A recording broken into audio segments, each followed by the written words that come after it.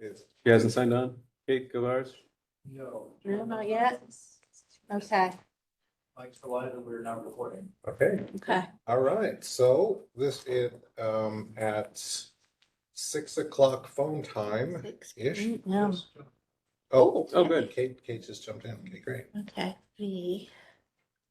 All right, we're gonna go ahead and call the Ketchikan Public Library Advisory Board quarterly meeting to order. So if I could get a roll call. Let's see. Okay. Armsand. Present. Dahl. Present. Finnegan. Sure. Govars. I'm here. Yay. Loud and clear. Pops. Here, yes, she is. Montgomery, yeah. Pilgrim, here. Simon. Here. And Echo Hawk. Present. Yay. All right, so we have a quorum. We do not have new board members to introduce, so we'll go straight to the Pledge of Allegiance. Pledge allegiance To the flag of the United States of America and to the republic for which it stands, one nation, under God, indivisible, with liberty and justice for all. Thank you. So I'll go ahead and, I think normally I do the land acknowledgement, but I wanted to see if anybody else would like to do the land acknowledgement this evening. Okay, I'll go ahead and do the land acknowledgement.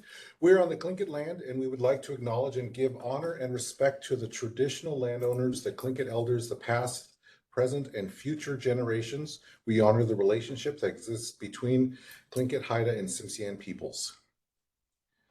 All right, so for item 5, yes, for item 5, if I could get, if I can get a motion for approval of the agenda. Yes. Make a motion to amend the agenda, the draft agenda for edits. I think we approve it first, Because I guess move to approve, second, and then discussion? then discussion, then we can make edits in discussion. Yep. Then I move to make a motion to approve the agenda. Second. All right, so motion moved and seconded. Any discussion? Ms. Neal? I just have a typo under 10. Okay. This is Yeah. what I do. Friends of the library, Nina Hobbs, and then on the very last line of it says friends are looking for volunteers. We are looking, Oh, or we're looking, but always still looking for volunteers. Okay. perfect. My apologies. And any other recommended changes for the draft agenda? For the agenda? All right, then if I can go, we'll go ahead and move in for approval with the edit. So if we can get a roll on the approval of the agenda. Okay. Let's see. Dahl. Yes. Finnegan. Yes. Govars. Yes. Hops. Approve. Montgomery. Yes. Pilgrim. Yes. Simon. Yes. And I guess you do you? Yeah. Yeah, yes. Okay. Okay. All right. It's Yeah. approved. All right. you took my. Oh, Oh, I'm so sorry. I keep forgetting to go up to the top. Yes. Okay. Sorry about that. all right. And the agenda has been approved. Now if I could get a motion of the approval of the July 10th, 2024 meeting minutes. Would you like to make a motion? I think I made the edit. Oh, Yeah, yeah. I made the edit in the agenda, not on the. so then what we can do then for the actual agenda, let's go ahead and we'll go ahead and count that as just approval. That sounds And good. then what we'll do is we'll go then to the approval of the July 10th, 2024 meeting minutes. If I can get a motion to approve those, we go through the second and then we can make the adjustment in that one. Sorry, I jumped in. To approve the meeting minutes from July 10th, 2024. Second. Thank you. And now for discussion. Can I please make that amendment? Sure. The edit. Sounds good. Do edit. And, okay, perfect. Okay. All right, perfect. And any other discussion for the yes, ma'am? Ms. Yes, could we include that Charlie Arnson is vice chair as well as assembly representative? Oh, yes. Excellent. Okay. And yep, and that adjustment, separately, yes, on the meeting minutes, but also in the agenda itself, Okay, that's moving forward. absolutely. Okay, yes, true. All right. Plus vice chair. Okay, cool. Perfect. Okay. Any other discussion? Okay, roll on the meeting minutes. Okay. Finnegan, Yes. Govars, Yes. Hawks, Yes. Montgomery, Yes. Pilgrim, Yes. Simon, Yes. Arnson. Yes. Okay, and Dahl. Yes. Okay, and chair. Yes, Okay. thank you. All right, so with that, we'll go and move on to item 7, correspondence. Do we have any correspondence? I have no correspondence. No correspondence, okay. Then we'll go ahead and move on to public comment. Do we have anybody signed up for public comment? We have nobody signed up. Okay, so with nobody signed up, public comment is open if anybody would like to come to the podium. And we do have a 3-minute limit per speaker, but anybody is welcome. Okay, seeing nobody for public comments, we'll go ahead and close that out and we'll move on to reports. So the first report for item 9A is Friends of the Library, Ms. Hops. Well, this last weekend was a big event. We had our annual 3-day book sale at the plaza. Unfortunately, our meeting isn't until next Tuesday, so I do not have the facts and data to give you at this time. I can include that in the next meeting, but from an observer standpoint, I would say the biggest difference in this was instead of filling an industrial sized dumpster of books at the end, we only had like a small 2 carts. It was so minimal. It was a quick and easy cleanup, and that makes my book heart so happy. And we extended the amount of time that the free books were available, and that seemed to be a huge success because ideally we just want books to be available for everyone. We can always use volunteers, so keep in mind for next year. And after our next meeting, I'll know when we're going to continue doing collections and how we're going to be doing collections, because it's kind of difficult in the winter to go to a storage unit with no heat and no light and wait. So I'll have more information at the next meeting, and the library will post updates as well of when we'll be collecting donations. Cool. But thank you for everyone who volunteered, and thank you for everyone who came and shopped and keeping all those books in circulation for me. Thank you. Any questions for Ms. Hops? I have a quick question. Yeah. For the public, if they wanted to get information about the Friends of the Library, participate, volunteer, where would they go? Like just To the general? library.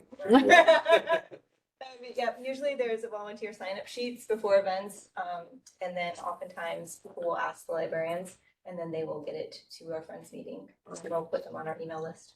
And we've got a little brochure. The Friends have a Yes. brochure that's available in the library. And then they also have a page on the library's webpage. Perfect. So, Thank you. Could I add, I send out a newsletter several times a year. And if you would like to get that, it's basically what we're doing, opportunities to volunteer, when we'll be collecting books, when we'll be selling books. Just let me know. I'd be happy to add you. Oh, great. Perfect. Thank you. All right. Anything else from the Friends of the Library?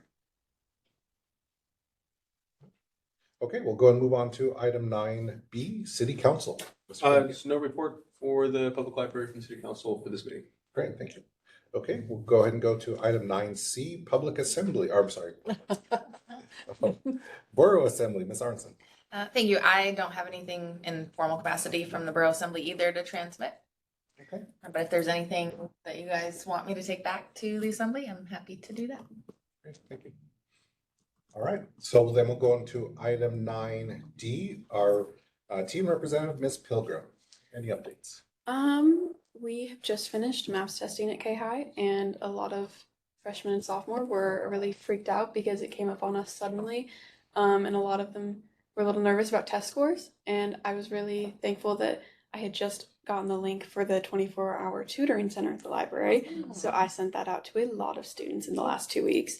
And especially with midterms coming up, I'm typing up posters that will have that on the posters, and as well as hopefully having an email sent out to the student body just to have that link for everyone, because I do appreciate that resource. And then just getting more posters up about what the library resources are and how easy it is to use them, but more relevant to this year, different from last year's posters.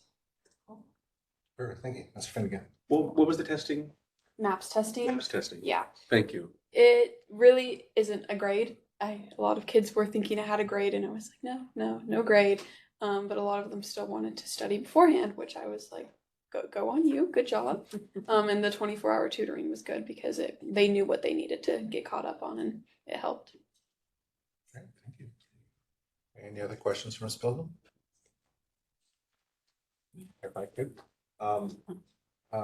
Is it, you said it's not graded, so is it just to kind of see where folks are with their so far in the year? I'm not familiar with that testing. I'm not a MAPS testing connoisseur. I'm not exactly everything, but I'm pretty sure it goes to the state level and it's kind of state testing. Oh, perfect. Okay, all right, thank you. All right, anything else? All right. Then we'll go into item 9E from our esteemed librarian, Ms. Toad. Okay, so I have a report here as part of your packet. And so I'll just hit a few of the highlights. The library was closed for 10 days between August 26th and September 5th due to the landslides. And it was less the landslides than it was the debris clearance because basically they were using very heavy equipment to collect the debris and then send it off down Copper Ridge Lane past the library. And these were huge machines. And so it was really impossible to kind of park along the street.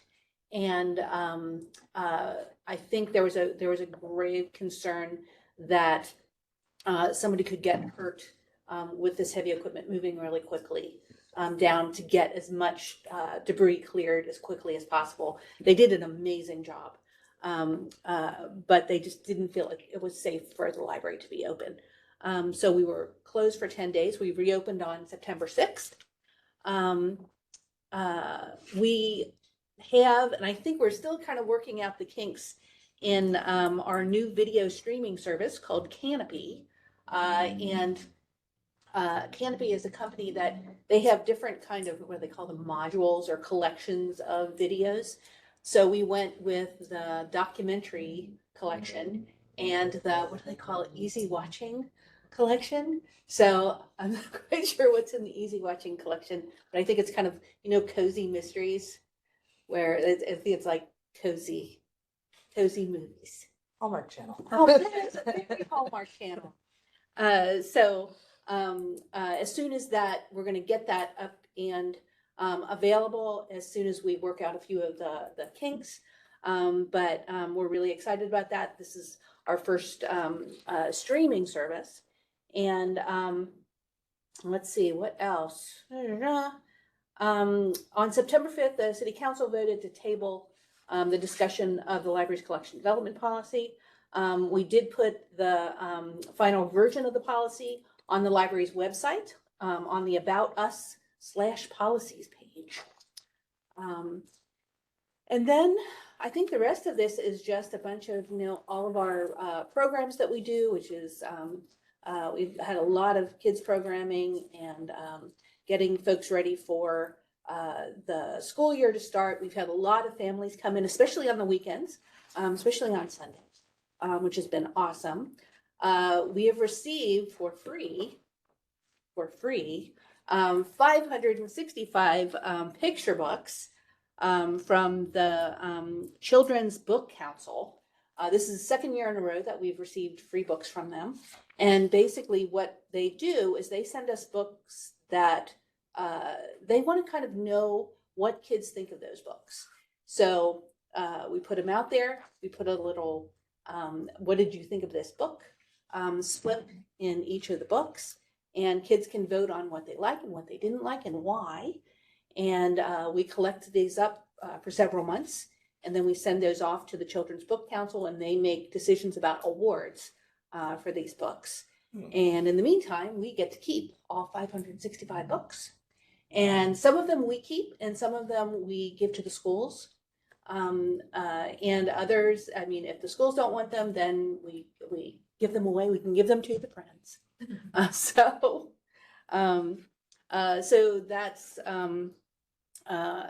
that's a really great thing and really enhances our budget. We are just about to hire someone for our part-time library assistant 1 position in adult and technical services, which is really cool. And so that means, I hate to say this out loud, that we will be fully staffed. We'll see how long that lasts. But that is really nice. So so those are just a few of the highlights. And I was just, I don't know if anybody has any questions. Yes. It says that you attended the Alaska Oh, Library. yes, I did. Were there sessions that you taught this time? I didn't. I kind of sat back this time. There were a couple sessions that I was on a panel, so I answered questions. What were those? So they were about, if I'm trying to remember back that far, this is the beginning of August. So they were about book challenges and how we've reacted to book challenges. And also, so there were 2 of them. So one was the book challenges. The other one was, I think, a more generally recent trends in public library service, especially. And a lot of library folks had questions about, there were several libraries represented on the panel. And so they had questions about how libraries had reacted to different situations that had come up recently. Did you have a impression for the ones that you were on the panel for? How they went and the types of things that were brought up? Oh, I think they went pretty well.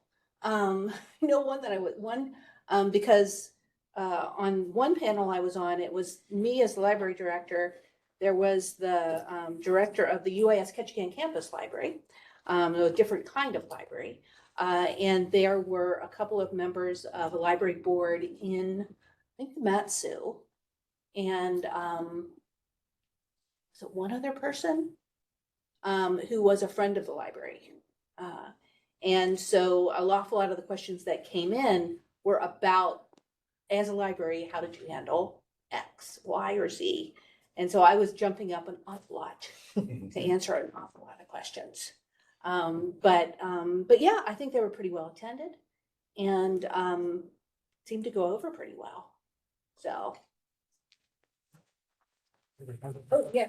I know this is a report, but maybe could you also mention the upcoming event that's library-wide? Oh, is this Harry Potter Yeah, Day? yeah. Yes, I think on the afternoon of October 19th, which is a Saturday, we are going to be having a Harry Potter Day.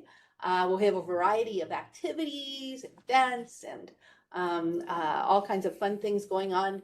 And people don't have to dress up, but they can if they want to. And it really is for all ages, because there's a lot of interest just across it, no matter what age somebody is. We've had a lot of interest. So yes, so Harry Potter Day is happening. Over the whole on the library. 19th. The whole library. So prepare yourself. Yeah. Ms. Hartson? Thank you. I just wondering if you could talk a little bit more about the video streaming service. Like, Ooh, what is yeah. that for? How is that for consumers? What's it? Oh, it's Okay. basically from the list that I saw, the title list. The documentaries there are a lot of PBS documentaries, tended to be a little bit older, so not the like first round stuff. I didn't recognize a lot of the titles in the easy watching module. But the description of that module was that it was kind of like cozy, sit down by the fireplace and watch a feel good movie kind of thing. So If I could just get, I don't understand, like, Is this for me? Like as a It's for citizen, like anybody do I get an because- app for that? Is do I have to Yes. go to the library? Like No. what is the? It's. I'm sorry, yeah, I no, don't that's understand. totally fine. It is, you get at it through the library's webpage. Just like any of our other online resources, it'll be on our online resources. You click, you enter, and I think you only have to enter it one time, enter in your library card number. And then you have access. I think there is a limit on the number of films that you can stream in any 1 month. But it's streaming and not downloading. So, and I have not experimented with it, so I don't know specifically, but others have, and they said it works pretty well. So, And Ms. Govars, you have a question? Yeah, I was just gonna say, I have used Canopy. It's a lot like if you were using your the ebook apps like Libby, and using ebooks or audiobooks through the library, and it's really simple. And then the app platform is designed a lot like Netflix, and so it's a really simple, easy platform. And then as Ms. Tully alluded to, it sounds like the library gets to pick the catalogs that are available. So there's Canopy has a pretty broad catalog list, and so it sounds like we've been able to pick certain things, which is very cool. So I'm excited. As someone who does not pay for a lot of streaming, having access to more streaming options through the library is very cool. So thank you. Thank you. Any other questions? Yes, Ms. Pilgrim. I had a question about the children's summer program and the teen summer program. Were those well attended and did a lot of teens participate? Was it more or less than last year? oh, I think as far as children's went, I think children's was slightly less than last year. But last year was a big year. I think about 500 last year. And teen, I want to say less than last year, like significantly less. I think it's kind of a transition year. This is the first year we've had the teen summer program without the staff coordinator since Kelly Johnson retired in March. And so it's been a big change, I think, for the TAG program. And so I think they're just kind of finding their feet. And we're hoping we'll make some changes where it'll go better. And we certainly would appreciate any suggestions or anything that people have. Okay, thank you. Mm-hmm. Any other questions? Actually, I had some of the similar questions about the Canopy service, so they were all answered. Thank you. I appreciate it. Okay. Yes. Before we go on, Yep. unless anyone else has a question for the director, I just wanted to, if I may, with permission from the chair, with apologies to the board, retract my lack of a comment or report from the city council. It's oversight on my part. This issue from September 5th, if anybody would like to ask any questions of the decision that was made by the council that was mentioned in the director's report, it's just oversight on my part that I didn't mention it myself in my comment this evening. Sure. But if anybody has any questions about that, I'd be happy to- We'll open up the table if anybody has any questions. I would love to get a little summary of why it was postponed. The prevailing view of the council was that having the council be the final arbiter on the collection and development policy inserted us into an operational aspect of the library. And the view of the majority on the council was that our place should be in policy and not in operations. And I think the vote was 5-2 on tabling that motion so that those final decisions on the development of that policy would rest with this board and with the library staff. If I can clarify as well. But also the manager's office. Correct, So yes. there'd be, well, still three full layers of. Correct, Okay. right. Okay, any other questions? Thank you, I appreciate it. Okay, so then we'll go ahead and move on to unfinished business. So we have item 10A, question from the July 10th meeting. Excuse me. From the July 10th meeting notes, Ms. Simon asked for a legal opinion from the city attorney on whether 2 illustrations from the book Genderqueer are pornographic. Ms. Tully passed along the request to the city attorney and also sent the board the attorney, I'm sorry, sent the board the attorney's April 4th, 2023 memo on recent cases regarding obscenity. And then, let's see, so to continue, April 4, 2023 memo was sent to the Library Advisory Board on July 11th. City Attorney Mitch Seaver's email reply dated September 16, 2024, in quote, whether or not certain passages in a book are pornographic are not the issue. The question is whether the book, when taken as a whole, violates Alaska Statute 11.61.128. That statute is quoted and discussed in my memorandum dated April 4th, 2023, a copy of which is attached. And there is a copy presented in, it will be in the library packet from the city attorney, Mr. Seaver, that is dated April 4th, 2023, that gives a full summary of his findings. And this is also available on the website, correct? Okay. So any questions on the response from the city attorney? Yes, Ms. Hunt. While I appreciate the input, it wasn't really a response. The question was, were two illustrations pornographic? And it was quite clear that it wasn't a question on whether the book was pornographic, but the two illustrations. Okay.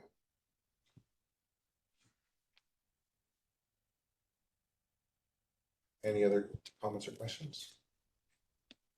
I would agree with Ms. Simon that it didn't seem like a response. It seemed like go back and refer to my memo on April 4th.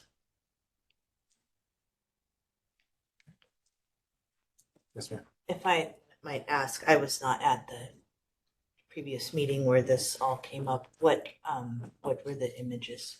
Do you have page numbers? Let's see, do I have, Look at them. let's see, did I don't think I brought it. Let's see. I did not bring it with me, I apologize. I'd send it on to you if you'd like. I have the book. Would you find If you'd like me to. I read the book and just out of curiosity, I would like to know exactly, which ones were being referred to. And I apologize for missing the July meeting, but I had family. Sure.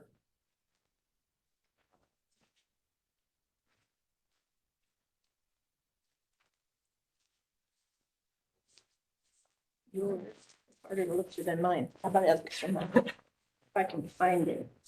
Hang on. And while we are looking for the this information for Ms. Montgomery, I obviously can't speak for the city attorney, but how I interpreted the response and how it was responded is that the city attorney was not in the position to say that an individual item in a total composition can be labeled as pornographic without labeling the entire composition as pornographic. That's how I interpreted it. So in the response. So I don't know. I'm gonna have to send them to you. Okay. It's not updating. But So yes, ma'am. if I can follow up with that, Sure. that's not what it says. It says that's not the issue. So saying that my question is a non-issue isn't, I guess, what I expected. I assumed that if you were going to get an answer, which is always an if, but if you are going to get an answer as a board member appointed by the city council, you get an answer, not a, I'm sorry, your question is not the issue. It was a very precise question. It was a very important question. And I get that it's not an easy question. It's not a question that it's perhaps not a question that he wanted to answer, but saying that it is not the issue, that's not a response. Well, then the item itself doesn't come with a, since this is a basically response back from the city attorney, then what we can do for a future agenda item is ask for some kind of clarification if the body so chooses. Again, my interpretation was, I think might be a little differently, but if there's as the body would like further information, I think we could move it down and put it in a future agenda item. So if it was my question and not the body's question, what are we afraid of? Why are we afraid of asking the question?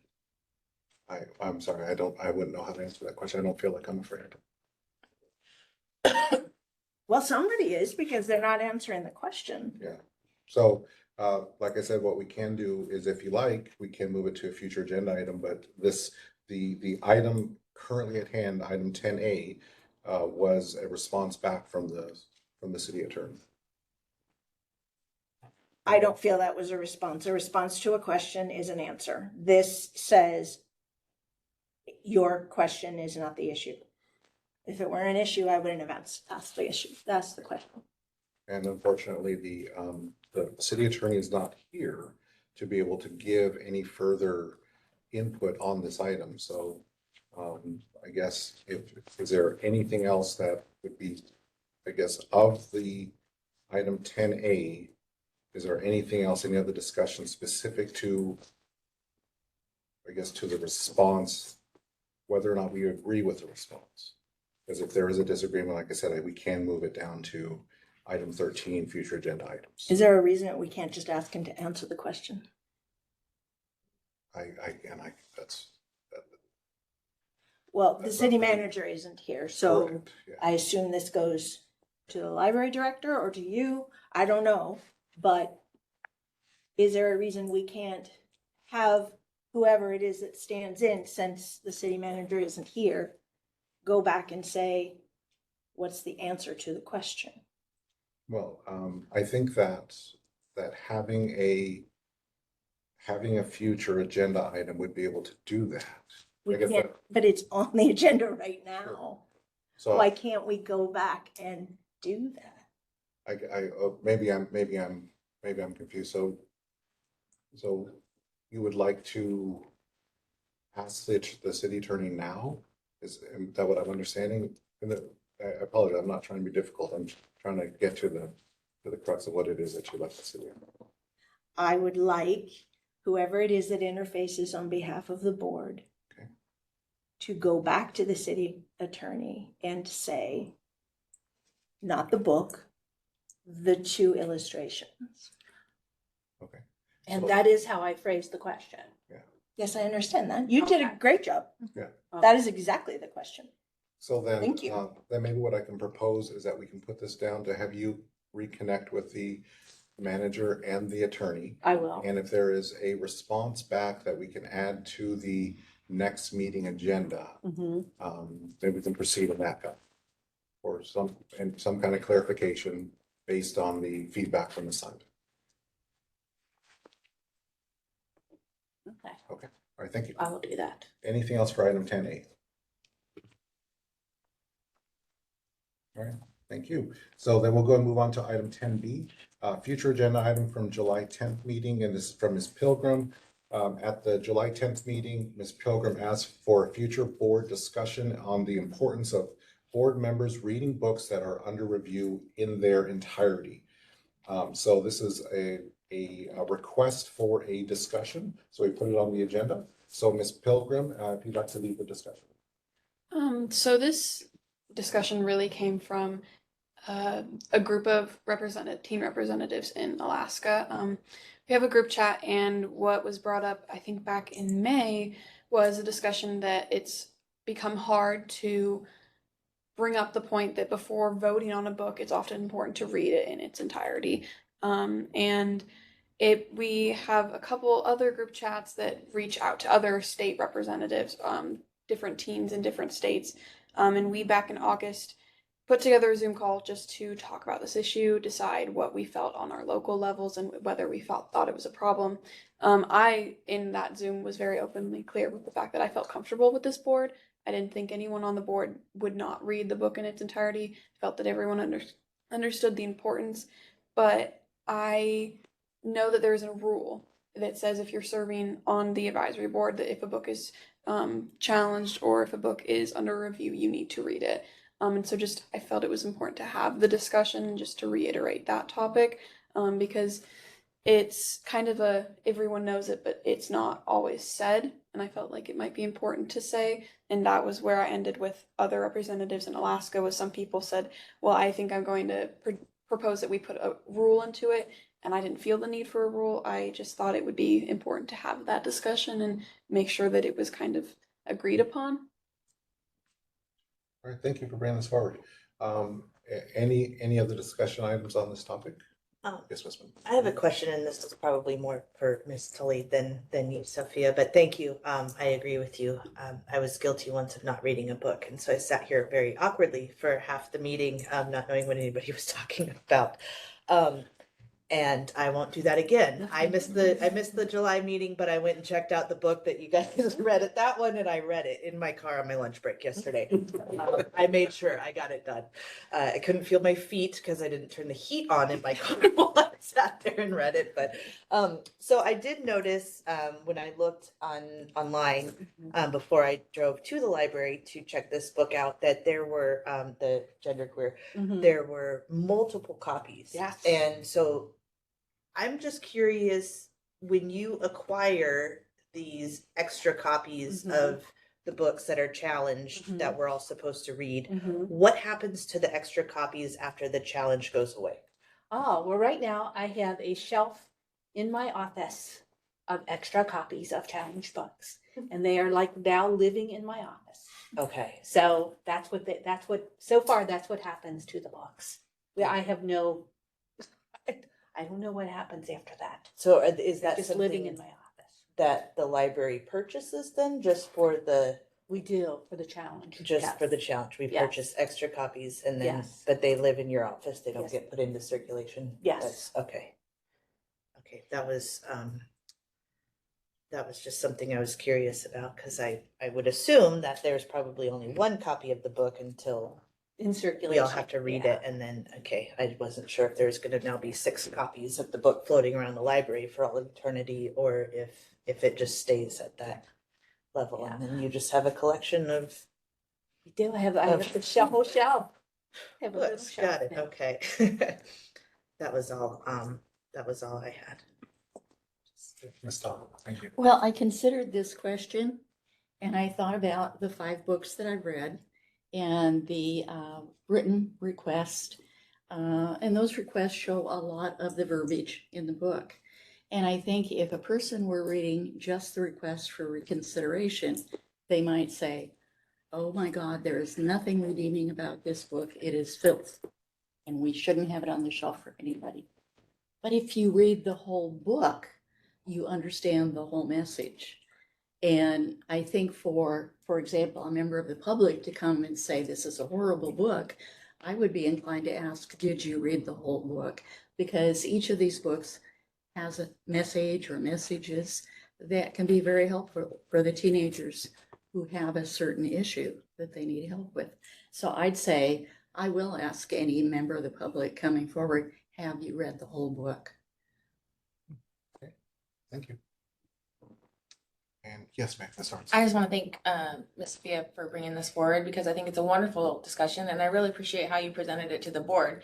I'm in your camp, like I don't think there should be a rule because I think you could potentially prevent somebody from giving their opinion or showing up to a meeting because they're like, I didn't read the book, I can't say anything. And it's just, I think honesty is way more important. So at that meeting, right, Ms. Montgomery said, I didn't read it. So it's great, because we all knew, right? I read the other one. But I think that, I mean, for me personally, there are times I've gotten into a book and I absolutely will not read anymore. That doesn't mean there's not a redemption story at the end of it, but it doesn't, but for me, I don't, and for anyone serving on this board, I don't think they should be forced into reading something that they don't want to, and still be allowed to have their opinions and share their perspective as to why, even if it is, I got to page 25 and I could not read another page. That's feedback, right? So I just want to say thank you for bringing this discussion topic up. That was kind of what I presented. Well, there was a lot of us in the Zoom meeting, so not all of us, but the ones who kind of presented the issue the first time, we all kind of spoke about why we thought it was important. And when I was speaking, what I had said was that I did not think we should impose a rule, because that point exactly, that I felt like our board was made up of people who would be like, I didn't read it, but I got like 3 pages of it, and this is what from the 3 pages. And so I didn't feel like it was a rule. And then another issue that was presented for larger libraries dealing with a lot more books being reviewed was that they were getting 10, 15 book reviews a session with quarterly meetings. And there's no way you could ask a person who works a full-time job to also read 10, 15 books and write an analysis and have an opinion formed on all of them. It was kind of a do what you can and make the best informed decision. And so that was why when I was thinking about this, I was like, we are all busy people. And I think that we all do what we can to make an informed decision. And that's where I was like, I think the discussion's important. I don't think we should impose a rule. Great, thank you. Any other items for discussion? And if I have a question. So a lot of these book challenges, they seem to be a nationwide phenomenon, and they really seem to have been in the last, say, 5 years, we've seen a significant uptick in it.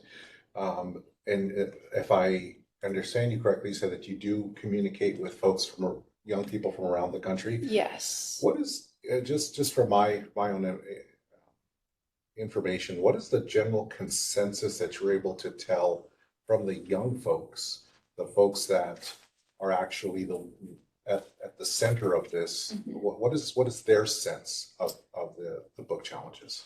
I think it's very diverse, to be completely honest. We have at least one person from every state. Majority of them come from Pacific Northwest, but then we also have a handful in the southern area, and then only a couple up in the Great Lakes area.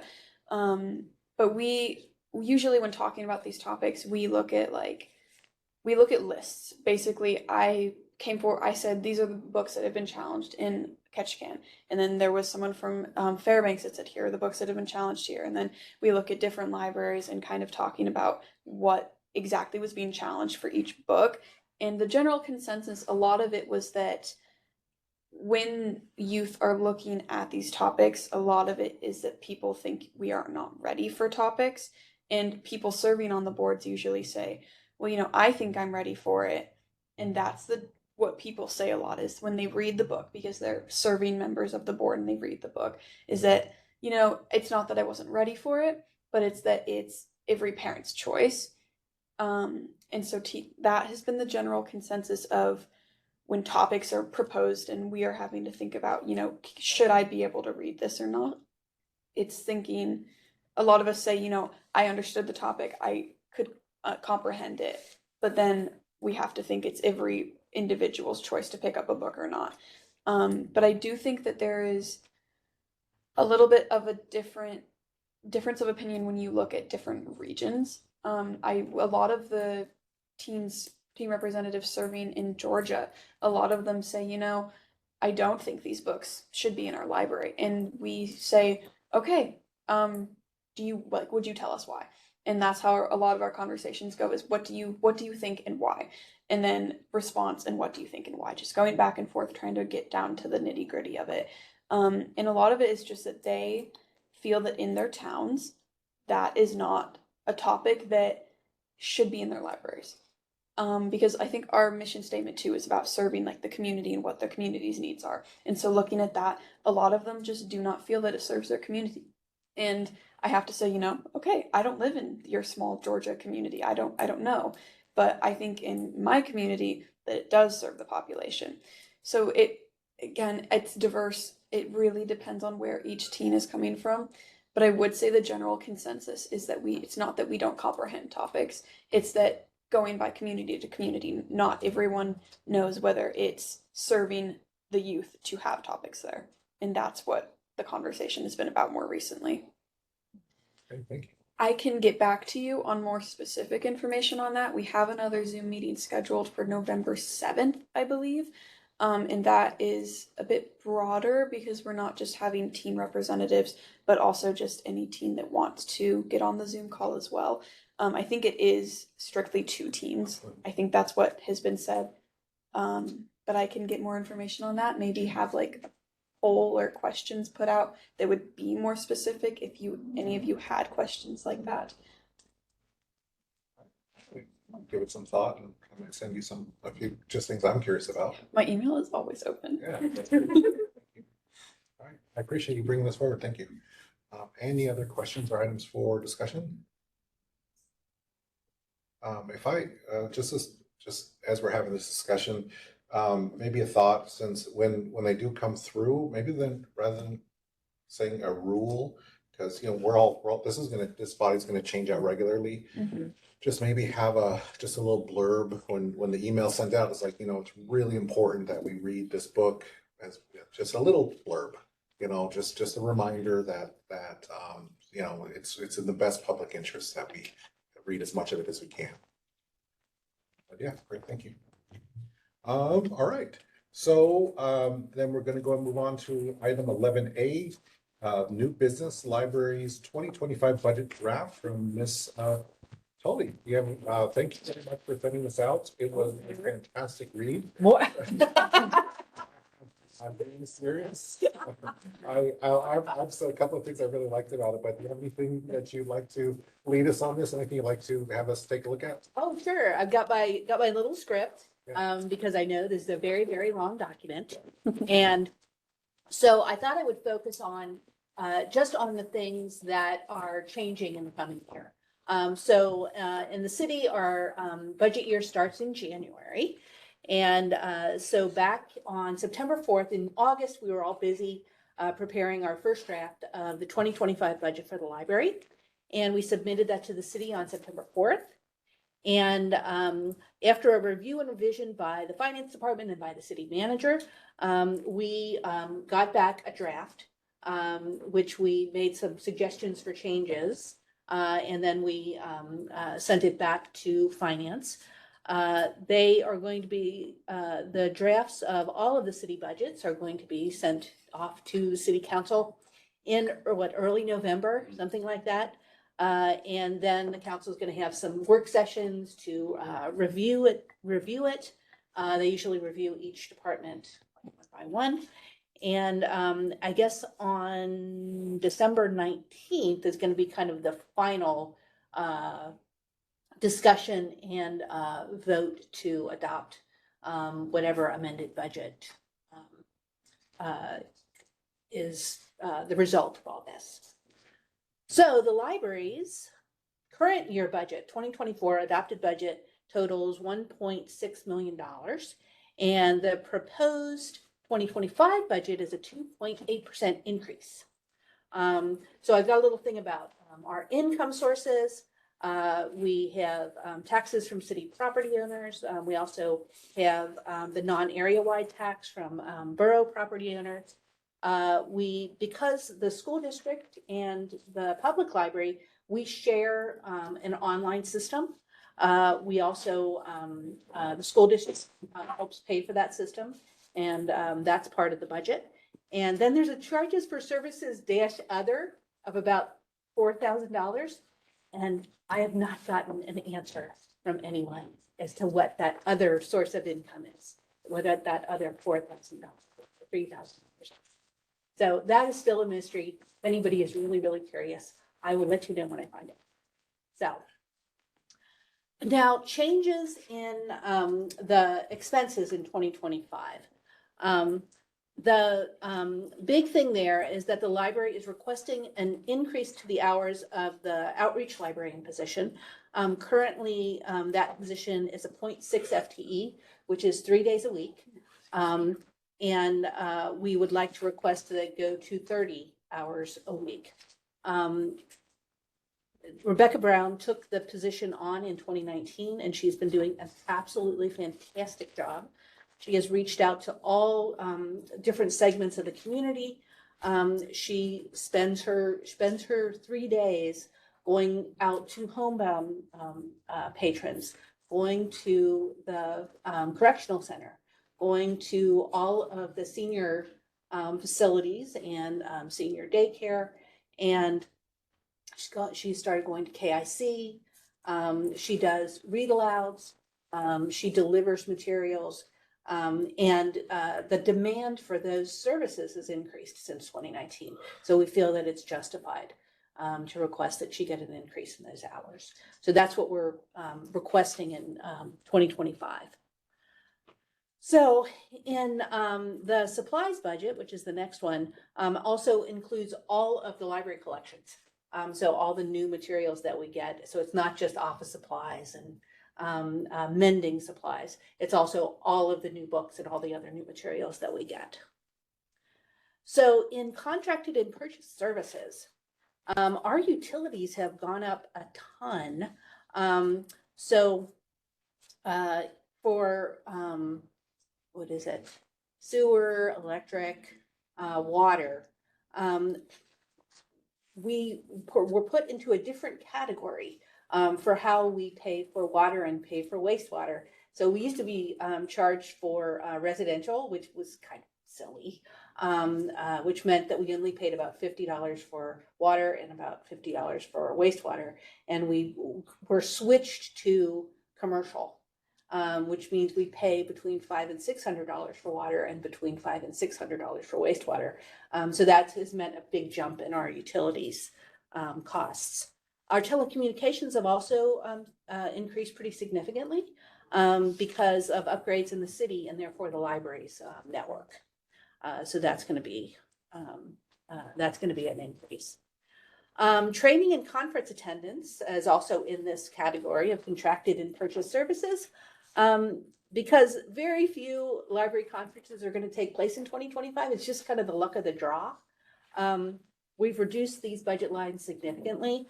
We do anticipate in 2026, when we've got the Public Library Association conference and another in-person conference for the Alaska Library Association, we will anticipate restoring these lines, these training and travel lines, to their 2024 levels. And I think that's about it.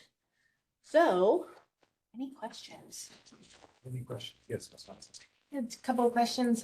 Did I hear you correctly? Did you say your water and wastewater bills went from $50 a month to over $500 a month?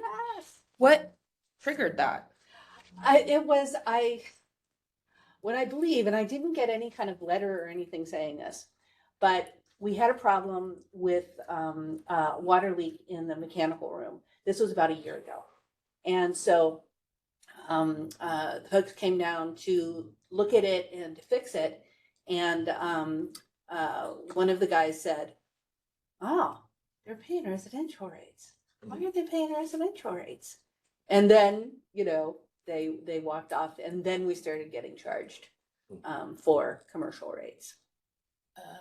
Can I? Sure. I have a few clarifying questions. Yeah.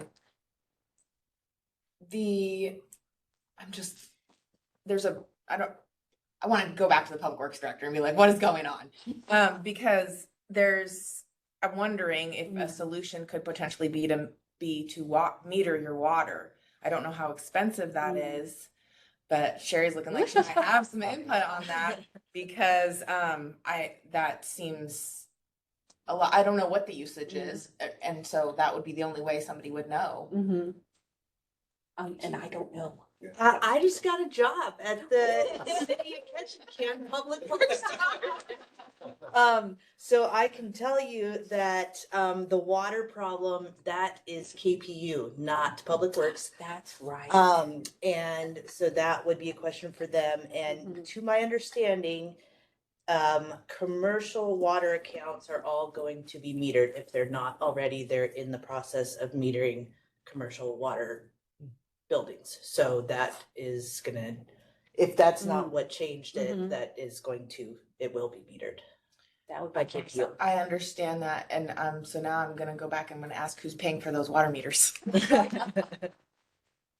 a couple more, unless somebody else has some. May I just Yeah, sure. offer one bit of information on that, just on the meters themselves.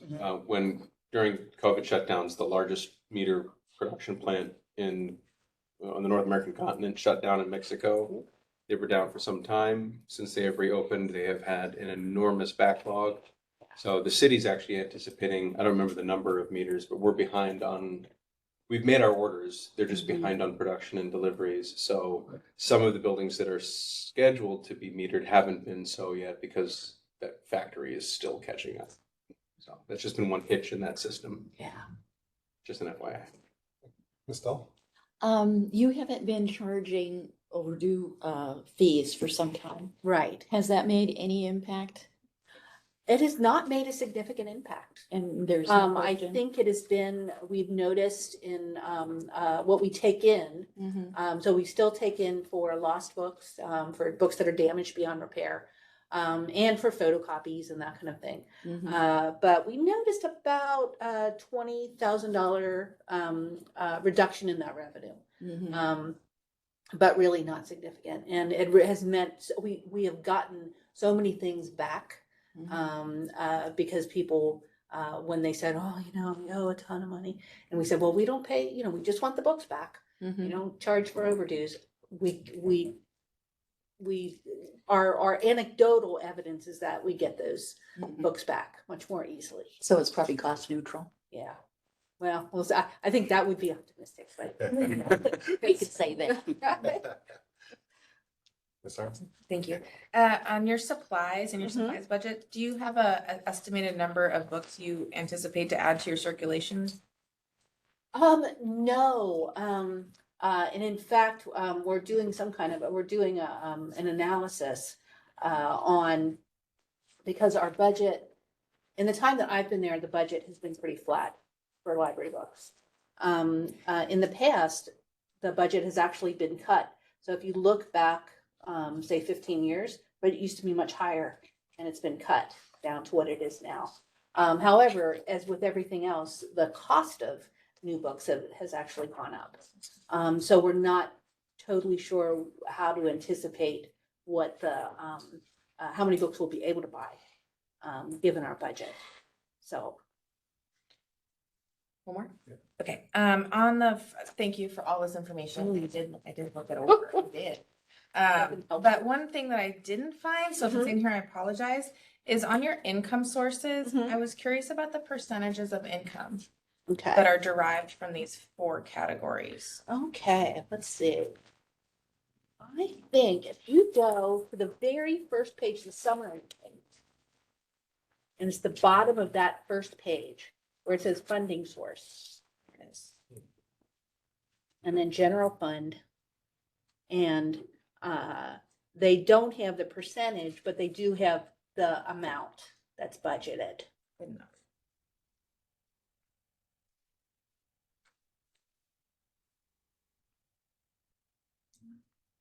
Okay, any other questions? I have several questions, if that's okay. Ms. Simon?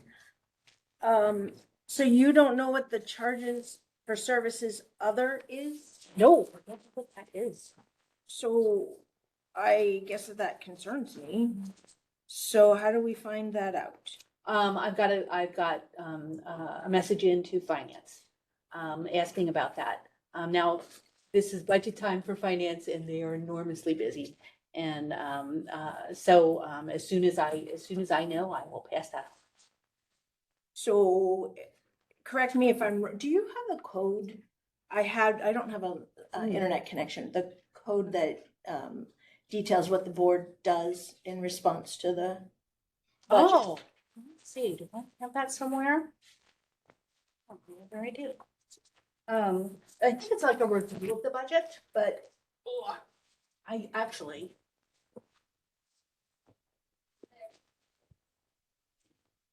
Let's see. Okay.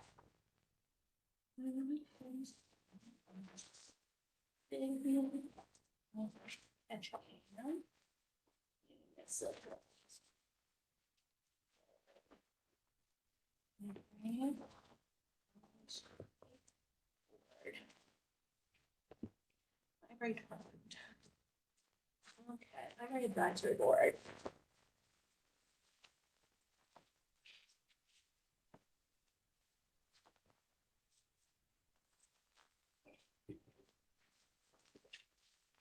Okay, so this would be, municipal code 2.40.030, Library Advisory Board. It's section H, powers and duties of the board shall be as follows. And number 3 is review and make recommendations to the city council regarding the library budget.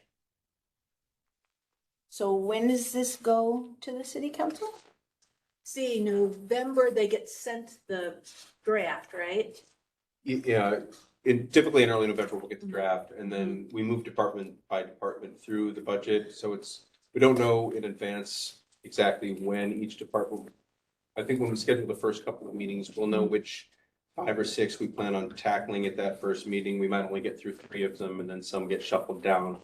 So often the department heads, sometimes we'll have 4, 6, 8 of them sitting here, hoping we might get to their department in that given meeting. So it's a little amorphous in that respect. But I'm happy to send a message to the Library Advisory Board through Ms. Tolley when I get a keener sense of when the library's budget may be coming before the council. I'm guessing it will be settled before the library advisory board's next meeting, correct? Which is scheduled for, January. yes, because the budget's got to be approved as amended by almost Christmas. So we'll have to have recommendations for the city before we meet again. So how are we going to manage figuring out what the answer to this question is in time to get them recommendations? Oh, like I said, as soon as I hear from finance, I'll let you guys know. But we won't be meeting, is what I mean. So how Right. logistically, which I guess maybe is a question for the chair, how logistically would we deal with that? Well, since it is a funding source, so we find out where the funding is coming from. I guess if the body wanted to, so essentially anything that we transmit to the city would have to be done as an entire plot. So once we get the information and it's presented, then we can. So I think the only option we would have if we wanted to make any adjustments would be to see if there's a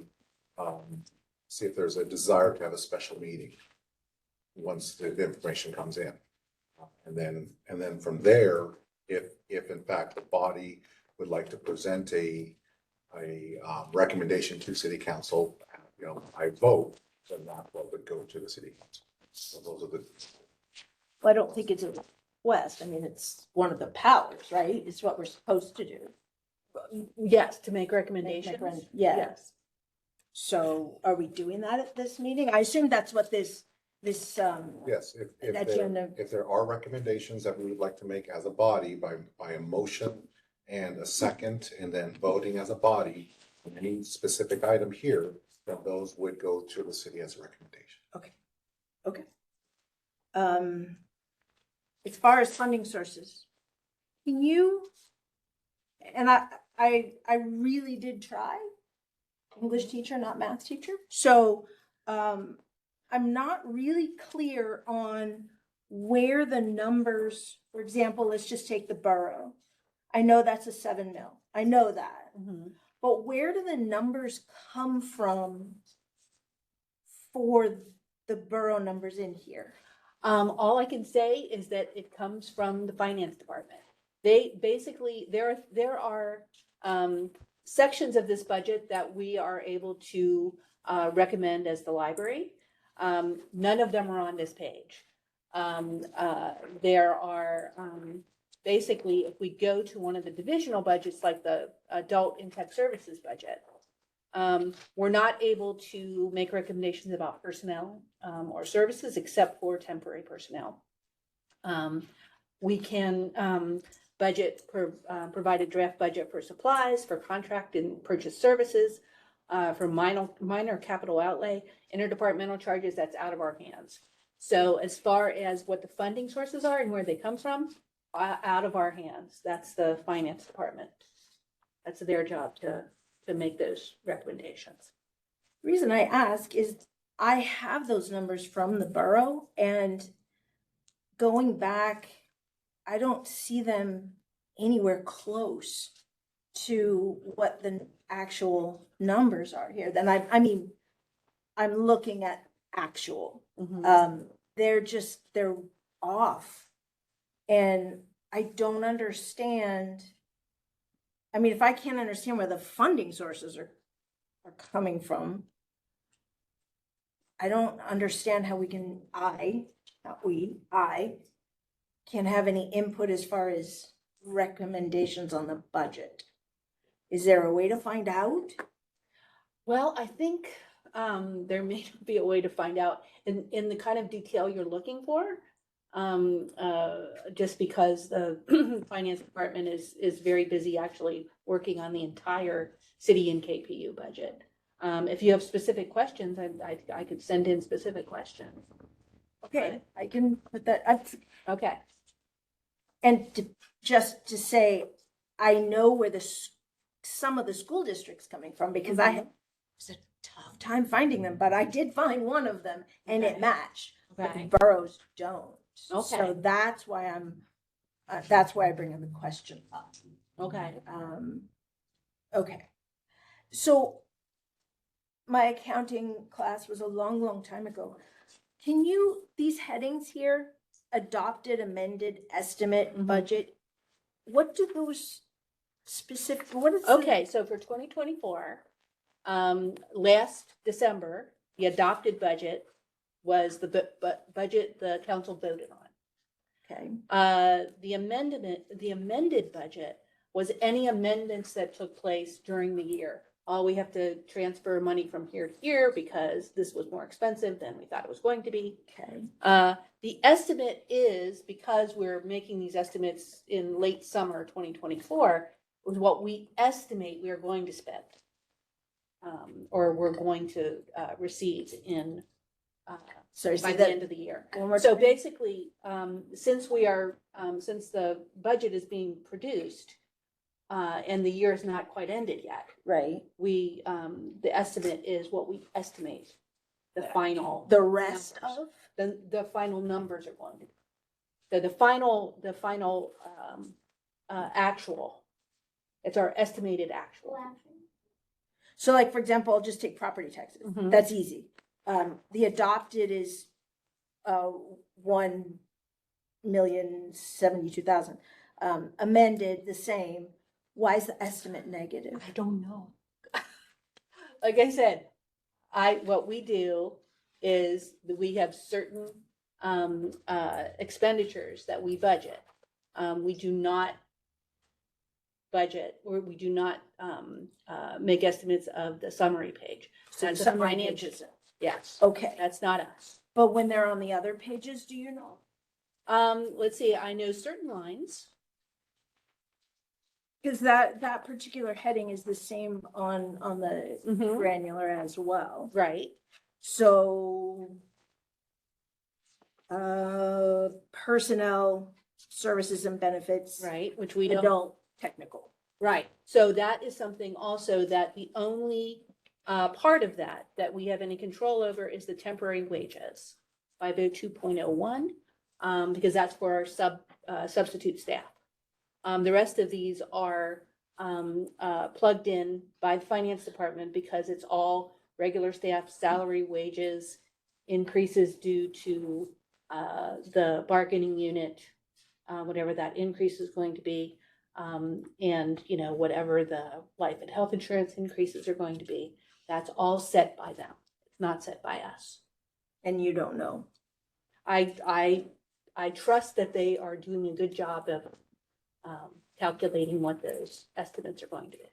Part of the reason I ask is there are duplicate numbers in 2022, 2023, and 2024 on multiple of these columns. And I just want to understand why they're duplicate. Yes, that's another finance question. Okay. So where would we, if I could interject, who do we ask to get those answers? I would imagine you could, go to a city council meeting or go to the, city manager and say, I'd like more information about the budget. I'm sorry, can I continue or do you want to go ahead? No. Okay. I just wanted to ask clarification there. You mentioned that the outreach librarian was, that the hope was to get more hours. Mm-hmm. Do you know what, duties it is that she doesn't have time for? It's actually just the volume.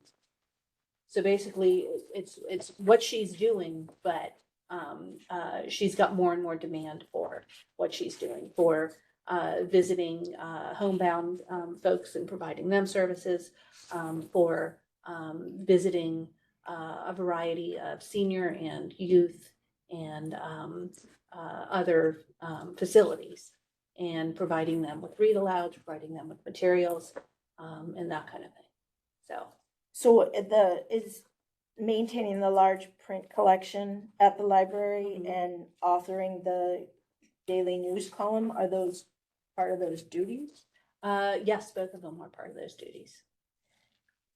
Because of the situation that just about everybody's in, I know my budget is, are there people who can fill in We are stretched to the max. even though you're nearly fully staffed? Yes. Okay. Trying to. Don't know that, don't know that. There's no page numbers.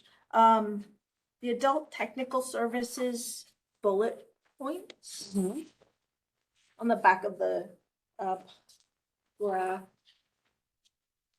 It says, promoted library services for underrepresented segments. What is the definition of underrepresented? See, represented folks who are, say like teens, young adults, who we see less of than we see, say, older people. So underrepresented at the library? Yes, underrepresented at the library. Okay. Bottom of that page, encourage staff development and training with a number of different educational opportunities. It kind of got cut off. I Yeah. think most of that is, one of them isn't, but the others are promoting, I assume promoting within the library? Yes. And is that defined as staff development and training? Yes. How, Because when somebody is promoted into a new position, there's always a learning curve. And so there are, there's training, certainly that Robert, there he is, had when he became library operations manager. And then as other internal candidates were promoted into their positions, there were things that they learned to be able to do those positions. that one, don't know.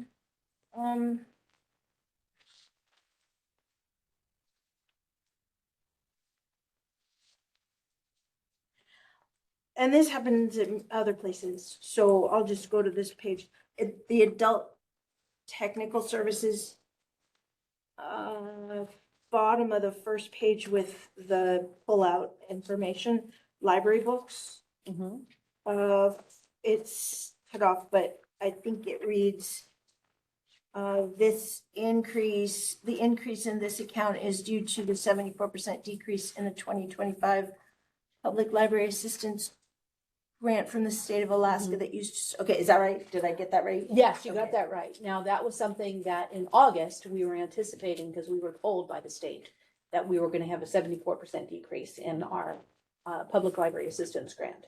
However, the state has since amended that, and while we are very hopeful that in the next week or so, we're going to be getting an adjustment to that award to its full $7,000. So on a more recent version of this budget, that line is omitted. Sorry, more recent? There's another. There's more one that recent- you mean more just, recent than this? so basically so we sent this off on September 4th. Right. To finance. Finance did its magic, and just a couple days ago, they sent us an updated version where they had made some changes. They had looked at our changes, they asked us questions about our changes, and then they came up with second draft, which was just a few days ago. And in that second draft, I had informed them, yes, the state has said that they are going to actually award us the full 7,000. And so we're not getting the 74% decrease. And so therefore, we're adjusting. In the more recent, Yes, in the one Draft. in the one we got just a few days ago. so can we get a copy of that? Let's see, I can send a copy of that.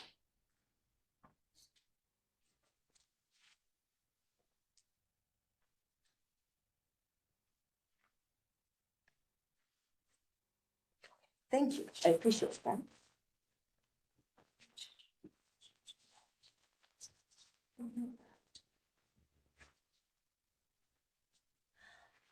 Outreach services, it shows, and I think this is one you can answer, if not, let me know. It, under periodicals, there's a 30.8% increase in periodicals. Were there periodicals that were added to that outreach? It's an increase in the cost of periodicals. Oh, okay. Those increases are quite substantial. Okay. That one.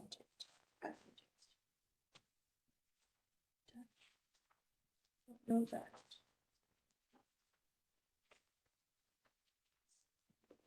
Children's services, under the page with the pie graph on it. The operating supplies is a 0% increase, is that right? Yes. So on the next page, it says, it gives an explanation and then ends with these factors have made it necessary for us to increase this line item. Is that a line item? Because it isn't increased. Interesting.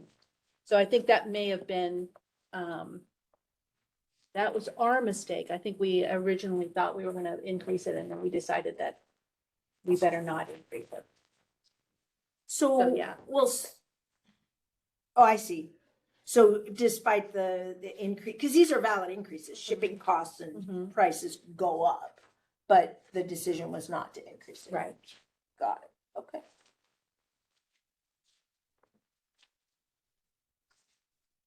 Know that.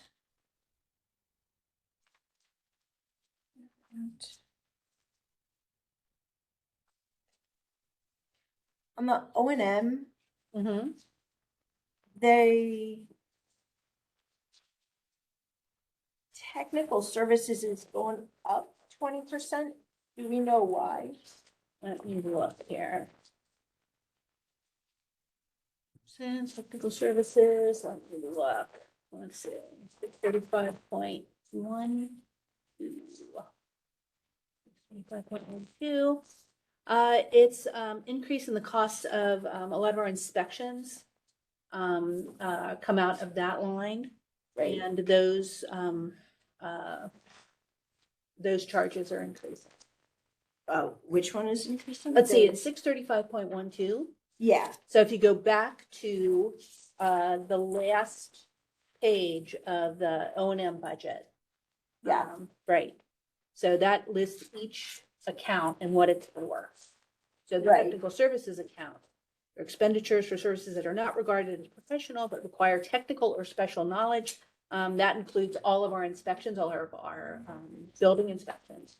And those costs have gone up. the building inspections have Yeah, gone up. Yes, all the various inspections. Do we know which ones? The reason I asked is 20%, that's a pretty big increase. Yeah. But we don't know which ones, just building inspections. Just, right. Is this like Fire extinguisher inspection? A fire extinguisher, sprinkler, oh, what else? Fire alarms. Yeah. Just, there's a lot to the building. There really is.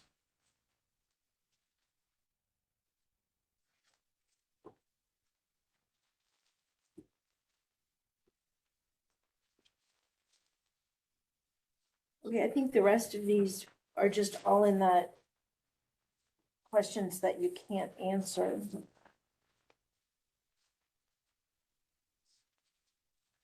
What procedure are we gonna follow to do the recommendations? I mean, reason I ask is we haven't done this before, so I just want to know. If any member of the board would like to make a motion, to make a recommendation, it would be, if it's seconded, it would go to a vote. If it passes the vote, then that recommendation would be passed on to the city council. And are we consolidating those, or if there are multiple recommendations, is there gonna be a line drawn? No, we can't do any more. You can only do two. We've done that before, so I'm asking, is there a quantity? I don't know if there's necessarily a quantity, if anybody has recommendations, I recommend make a motion and see if it's passed, see if it's seconded. Okay. But did you have any other questions? I don't think I have questions, no. Okay, thank you. Any other questions for Ms. Tully on the budget? Yes. Yeah, and then you spell it. I have a question. Obviously, it's not gonna be in this budget, but I'm wondering if this is something that can be brought up, especially passed on to the city council. I know that there is, an inaccurate discrepancy for the amount of patrons that use the library, which adds the amount of patrons that are recorded, because the location of the device that records the incoming patrons is near the checkout, and we have a lot of activities and events that happen in the large meeting room that don't ever count as people coming into the library. There's also large tour groups in the summertime who come in and use the restrooms because it's one of the few bathrooms, and they don't count as patrons as well because they're not crossing the border into the library necessarily. So that includes your water usage and toilet paper usage and sewer usage, yoga classes, when you have authors come and speak. There are large groups of people that are coming, and also the biggest, I guess, are children. They're too small to be counted as patrons, and they are a large percentage of the usage.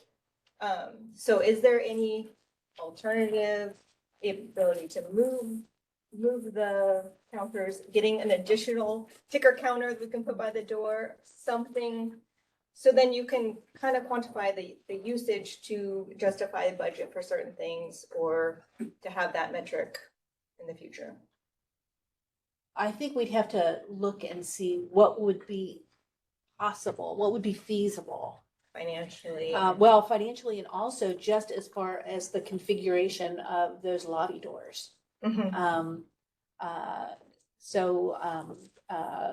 could look, we could look into and see what would be possible. Okay, what the options are. Okay.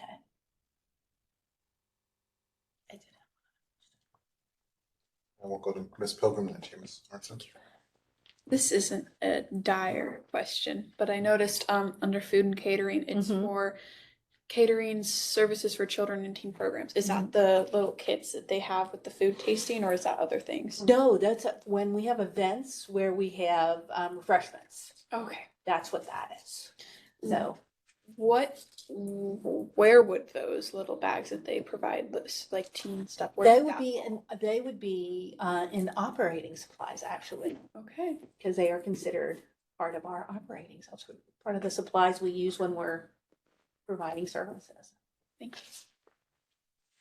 Ms. Arnson. I was wondering if you could speak to grants at all. I did notice that I think the line item went away. Right. And so I was wondering if the library applies for any grants and why that one went away, and because it looks like you're not planning on it for the next year. Well, that's one of the things that sent the big grant, well, I don't know if it's big, but the grant that we apply for every year and that the state has for over 30 years provided us with is the Public Library Assistance Grant.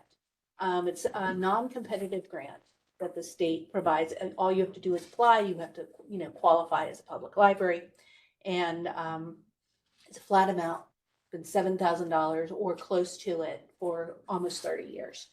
And so that's what we've been budgeting for almost 30 years.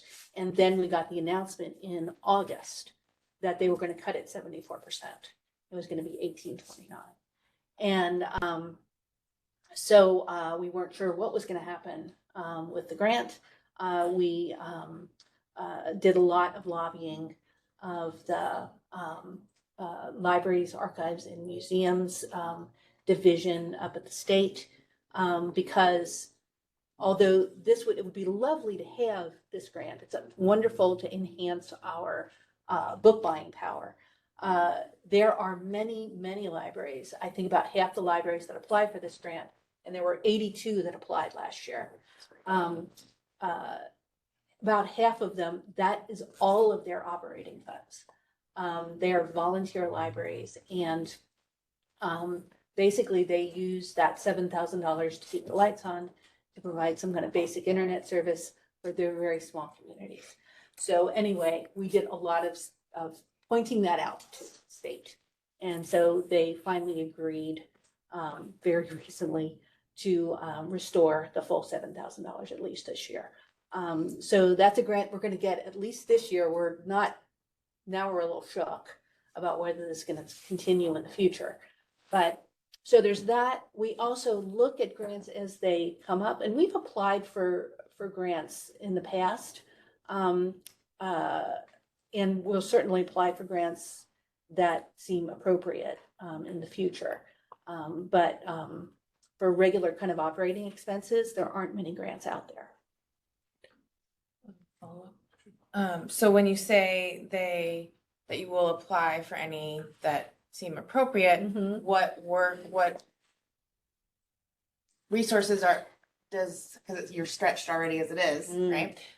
So what resources does the library have in order to do that research for those grants? I mean, when I come across them from time to time. Right. And so I'm just curious to know if that is part of your annual processes, or if somebody sees something that they think would be of interest to you, Right. who would they send that information to? Yeah. Is there a point of contact? We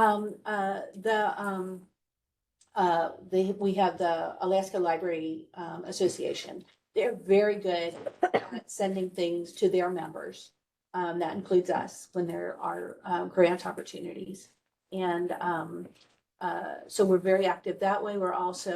I'm also a part of the Pacific Northwest Library Association. They also have a pretty active listserv, and they send out notifications when there are available grants. And the libraries in the state and outside the state, we talk to each other really regularly. And so if someone has a grant opportunity and they notice it, they will definitely let the rest of us know. Well, if it's competitive. Even if it's competitive, truthfully. So if I could, one last one. So what is looking over the budget, is this sufficient for your needs, for your programs? I think it just is. I think we're lucky to be able to provide the services that we provide. It's always wonderful to have more because then you can do more. But I think we're able to do a lot with what we have. And it's all circling back to the last meeting when you talked about taking the newspaper, digitizing the newspaper. That would definitely be multiple grants. Yeah, so that's where my line of questioning was coming back to. Is that on the radar? Is that part of the? It is always on my radar. But it's not part of the plan right now. No, it's not part of the plan right now. What I'm hoping to do is do a request for information to library digitization vendors next year, just to get a sense of, given the newspapers that we have to digitize, how much it might cost them, and what parts of that project they would be able to do. And then in 2026, I am very much hoping that I'll be able to use that information to then propose a capital project. Any other questions for Ms. Tully? Can I ask a question about the goals for 2025? Oh, sure. Page 6 under the mission statement.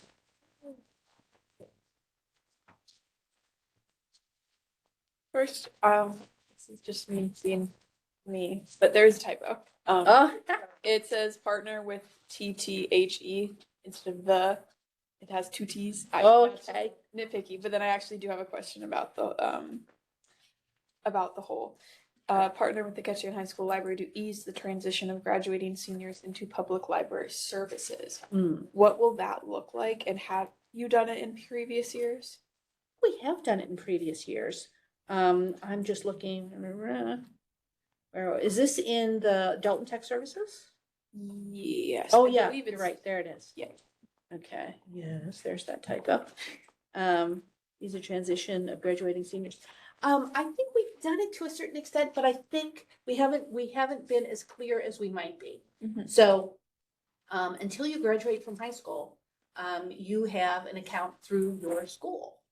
If you go to the public schools. Right. And then all of a sudden you graduate from high school, congratulations, yay, and then you don't have an account anymore, because you have to go get your adult account.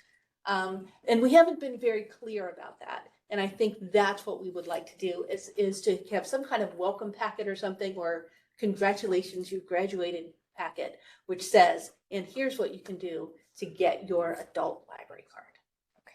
And then thinking on that same note, this is just something I've had in the back of my brain. Is there a way we could develop a packet for incoming freshmen? I've been doing the Class Act Mentor program at K-High, where juniors and seniors, like, they go into the freshman advisories and just talk to them about homework help and teachers and just everything they could need. And part of what I was thinking is I wish there was just a packet of information. We could say, if you need homework help, if you want to go to the library, these are the services they offer. Because I saw that and I went, you know, that's going to be great for people leaving high school. Yeah. But I wish there was just something like chunked full of information for people that if they wanted it coming into high school. But that was just. Oh, no, that's a great idea. I'll pass that on to the K-High librarian, Catlin Jacobson. We actually have a combined public and school library staff meeting coming up on November 6th. And but I will get that to her before then. Thank you. Thank you. Any other questions? Just one more question. Sure. I know that we haven't looked at the budget in the past. We haven't discussed it. We haven't had it. Is there a reason that we're doing it this time? Oh, I think probably pretty simply, just because we didn't have a lot on the agenda. It was like we had these 2 unfinished business items, and then it was like, well, you know, it's in the code that we review the budget, and so let's review the budget. And then, if I may, I mentioned earlier at the beginning of the conversation, I thought this was a fabulous read. Thank you. One thing I really enjoyed about it is every time I have a line item question, there was a line item answer immediately after each one. That is spectacular. And that's not us. That's the finance department. Yeah, They do an so- incredible job. So much kudos to your finance department. Oh, If you could pass that on for me. Oh, That totally. was- Yeah, because I remember when I first looked at it, I was like, okay, I need to make sure I understand this. And then I got to the next page. I was like, oh my gosh. There it is. There it is. This is great. So yeah, thank you. And thank you for the comprehensive account of everything that's been going on. This is great. Anything else regarding the draft budget? Or are there any motions that anybody would like to present? Yes, ma'am. I'll stumble over it so you can correct me if I'm wrong. I'd like to move to continue this agenda item to the board's October 23rd 2024 meeting at 6 PM until the missing information and an updated budget can be provided. Just to clarify, you're asking that that the board reconvene on October 23rd? Well, it's already on. We have that as a backup meeting day. Oh, I see what you're saying. Okay.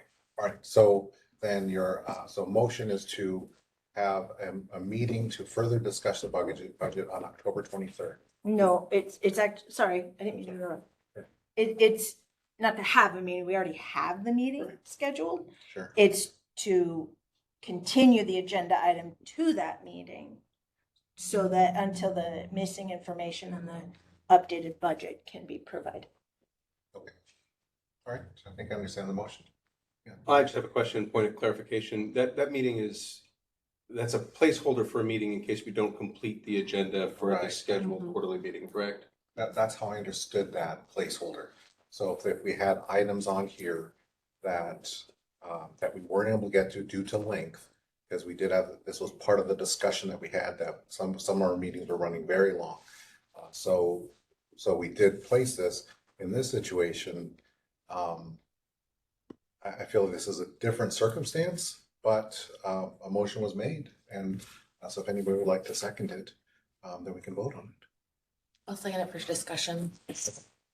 So we have a motion made and seconded, and any discussion? I am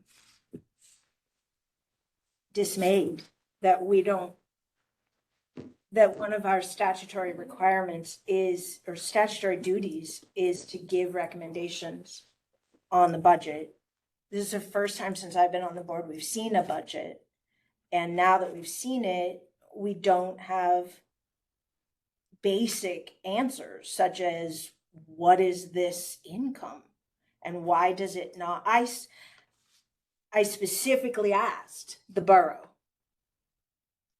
where do I find the numbers that I can go back and look? I was given those numbers. They don't come anywhere close. There's questions. I have multiple questions, not even just over that. There's questions that pertain to those funding sources that I'm told I can't get answers to. And not only that, this isn't the updated budget. I don't know, as personally, to have my name associated with these are the recommendations, I can't give recommendations because there's too many holes. And this gives staff enough time to get us that information so that we can do what we're required to do. That's all. Any other? I have a clarifying question. So if we were to reconvene October 23rd, that was the date, are we saying that we would have someone communicate to finance that we need these questions answered by October 23rd and then have the meeting based off the answers? And this is a clarifying question. Do we think we will get the answers in time to have that meeting? You said the finance department's very busy. If we don't get the answers before the 23rd, do we change the date? Kind of how would that look? So if I could just interject on this one. So I think, again, what makes this motion a little, well, no, I get, and the reason why I felt comfortable with proceeding with the motion, because it is on this agenda already, so it would carry over. But as far as guaranteeing that the city will be able to provide the needed details, I don't think we can say for certain. But from a procedural standpoint, since it is already part of this packet, I guess all we could, from my perspective, all we could do is if this motion passes, then make the request. And then if we have more data, then we can review it at that time. That's how I understand it. That's what covered. Just, didn't you say that you had already inquired about the other source of that couple $1,000? So Right. hopefully that's already in the works. Right. And they've got 2 weeks. And then there is already an updated agenda in print form, or sorry, not agenda, updated budget Yeah. in print form that we just don't have here because it just came out. So, I mean, that's, to me, that sounds like kind of two of the things that we need to proceed with making recommendations on a updated budget and where the heck is this money really coming from? And how much and why, that I think would be the kind of the last missing puzzle piece. And I, in my brain, I know they're busy, but I think that it's not too much to ask with a 2-week time period because two of the things that we're missing are already gone or already taken care of, or I mean, hopefully being taken care of. So I mean, realistically, trying to figure out why the borough numbers and what's on the city budget versus what the borough says that they're giving can also come from two different, from the borough as well. Maybe they could provide some clarification if somebody was willing to reach out or, bring maybe, is that you on the borough assembly? Yeah, but Yeah. it would come from the director. The request, Yeah. Can come from the director. I would do my own research personally. Yeah. But I mean, just my 2 cents, when we decided to have the extra meetings, it was, if things needed to be continued, it doesn't specifically say because it's past our bedtime. So I would think that this, given incomplete information, is a good reason to warrant tabling the rest of the budget discussion until we have current and complete information. Any other feedback? I wanted to ask the director, if I may, through the chair, what was the amount that was unexplained in the budget in terms of funding? Let's Is it see. $3,000? $3,700. Yeah, that's it. Yeah, 3,700. And that was of funding, not of, Yeah. an extra. Charges for services, other. Yes. Thank you. I just wanted to share a little bit about my perspective, and that is just that I agree that I feel like I don't feel comfortable making any recommendation based on the information in front of me right now. I would like to see the actual current budget. And I don't want, if we're gonna have a meeting on the 23rd, I don't want it on the 23rd. I'd like to get it by like the 20th, if possible, or well before, so that we can go through those and have those questions that we have, get those, reach out, ask the questions before the meeting, so that we can hopefully come to the meeting with the answers and the clarifications, so that any further recommendation could be provided. Because there are some, there's some things in here, like even why the estimates numbers are negative when it looks like, there's some more. Yeah, I'd like some more time to go through this as well. Yes, and I'm not sure how much of that we would get answers to. I mean, we can ask the questions, and I would want a specific list of specific questions. And some of the questions that have been discussed here are specific, and some of them are more amorphous. So I would want very specific so I could send a list to finance. So we would need to do that. I don't want to ask them any questions where there's an interpretation required. So, Well, these are public dollars, so I think it's, we would appoint to the board to, Let's go to my apologies, sir. Yeah, sure. This is a very broad question, probably to Pat. I'm not exactly sure how one would go about this, but if some of these are broad questions that might not be able to be answered in like a question line by line email, could we ask that to that October 23rd meeting, maybe a representative from the finance department come and join the conversation? we can absolutely ask. I am not optimistic, but yes, we can absolutely ask. That was actually what I was gonna say. Perhaps amend your motion, I don't know, to ask that the city manager attend that meeting, since most of these questions she could easily answer. Any other discussion on the motion on the floor? Okay, I'll add my input. I won't be supporting this motion. I have, as someone who has worked with the borough intimately, and has just profound confidence in their finance team, profound confidence in the city team, confidence in our management team. The questions that were asked, that were available and accessible, they were all answered with no indication of impropriety or irresponsibility. And I think that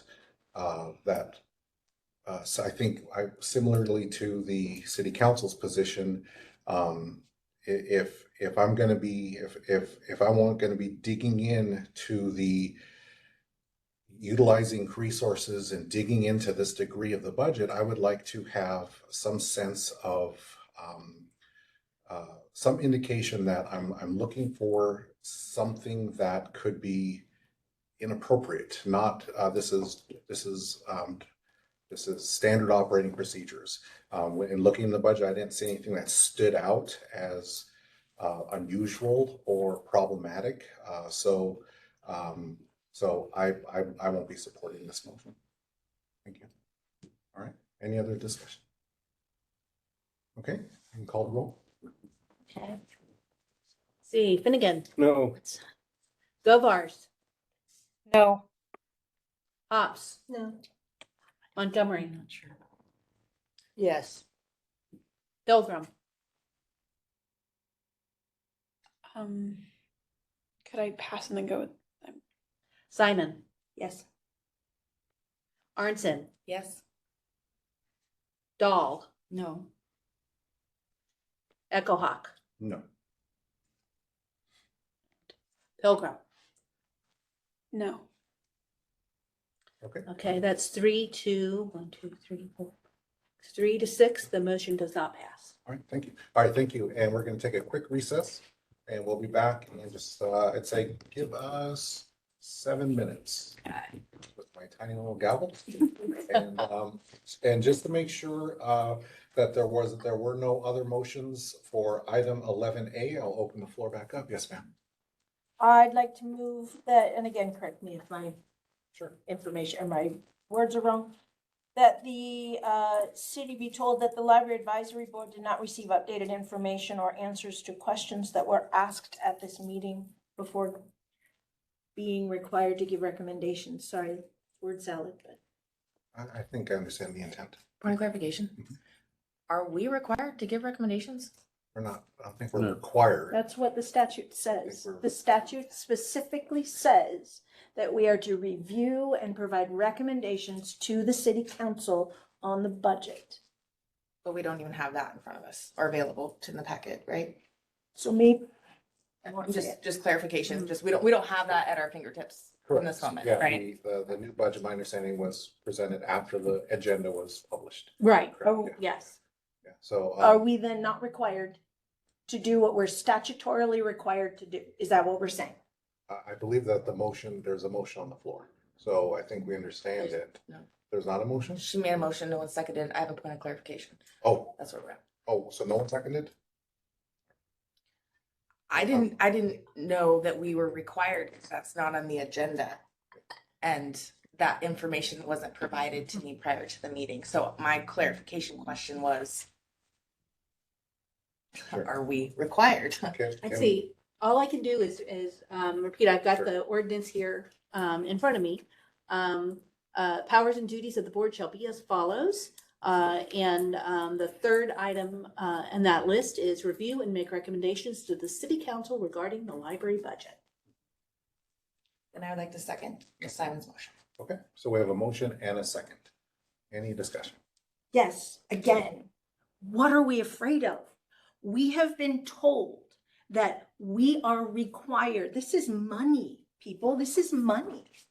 And I gotta say, this has nothing to do with inappropriate. I don't even know how much money the borough really gives to the library, because the numbers in here that are listed are not the numbers the borough gave me. So I have a lot of problems with this budget because we don't have the information. I'm not saying the budget's wrong. I'm not saying anyone did anything inappropriate. I'm simply saying that I don't have answers to very basic, pointed, specific questions. That's why I'm trying to get those answers so that I me can fulfill what I've been told by statute to do.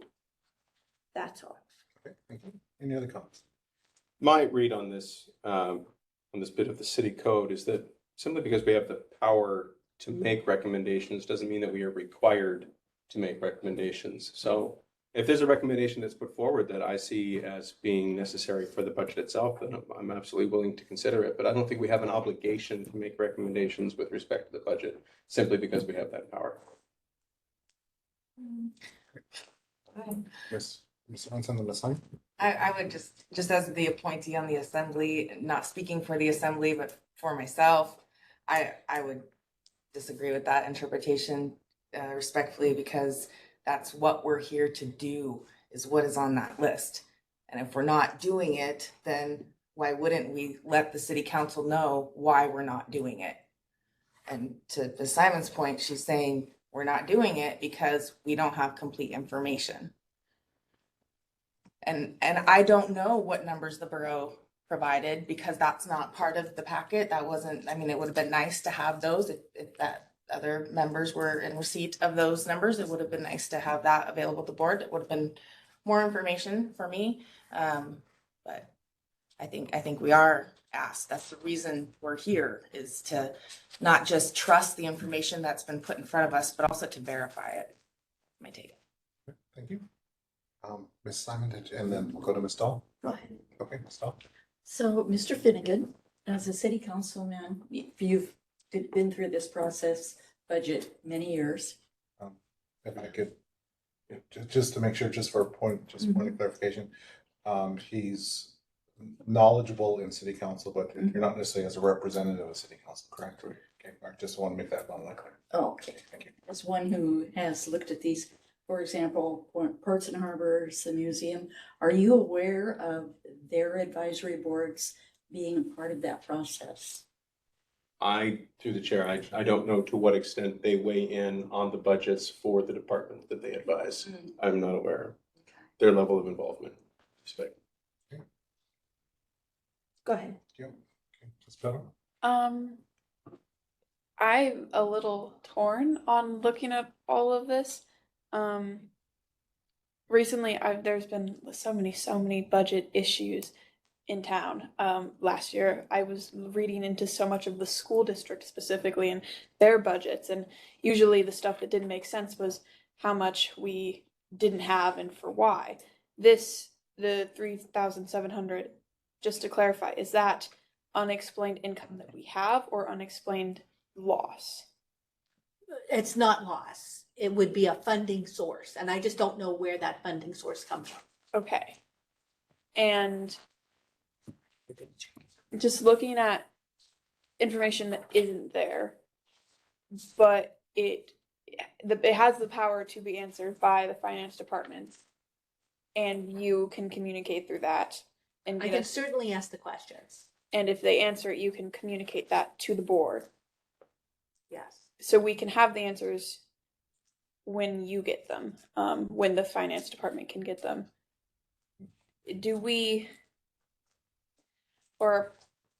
I'm not sure if the questions concern me to the extent of that I have as trust in you as the director and also the finance department.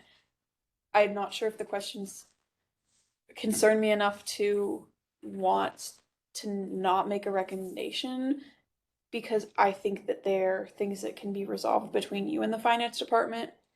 But that's kind of where I stand. It's just a little bit, they seem like, yes, it's money, but if it's an unexplained income source, I feel like that can be handled between your powers that be. That's just where I stand. Any other questions? Yes, Ms. Simon. If this isn't the proper place for me to ask the question, then go ahead and tell me. Do you know why in 2023, the borough says it gave the library $539,800, and the actual number for 2023 from the library's budget is $522,276, you can know the number, $76. If I could, since the motion on the floor is to transmit the language you requested as seconded, that is the topic of discussion. So the question that was asked about this other number was okay and this one isn't? Well, I think I interpreted her statements as verbalizing her position. That's how I interpret it. So, but, Okay, then I'll verbalize my position. sure. According to the numbers that I received from the borough, there is about somewhere in the neighborhood of $80,000 not accounted for in the last 5 years' budget and in this year's budget, where, again, not saying anyone did anything wrong, saying I don't have the answer to the question, that the borough's budgeted number is $593,983, which is a pretty precise number as far as I can tell. And the borough tells me it's $599,564. That's a big difference. And that's why I'm supporting this. Thank you. Thank you. Any other comments? Just an Oh, idea, sorry, yeah. just saying. Charges for services, is that click, pick, give? No, because that's, the Friends. The Friends is a separate organization. Okay, that was It's the other not, thing. yeah, it's not part of this at all. So you guys don't have that? No. Okay, thank you for clarifying. Yeah. And if I may, real quick, when I read that line item, charges for services, that means that I interpret as the library itself is charging somebody else for some service of some kind. And the only thing I can think, but this seems low for that, would be photocopying. That seems low for Oh, photocopying. no kidding. Yeah. You think? Yeah. That much photo? Well, photocopying and printing, it kind of goes Okay. together. And printing, Yeah. I think is probably more than 30,000. Thank you. All right, any other comments on the motion on the floor? Can we just get the motion restated before we take roll? Ooh. Can she restate it?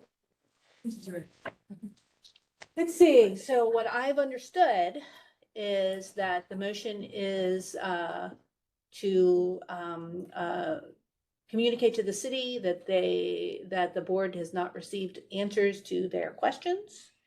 And I didn't catch the second part of that motion, Updated information. and updated information. May I make a suggestion on the motion, if it's all right?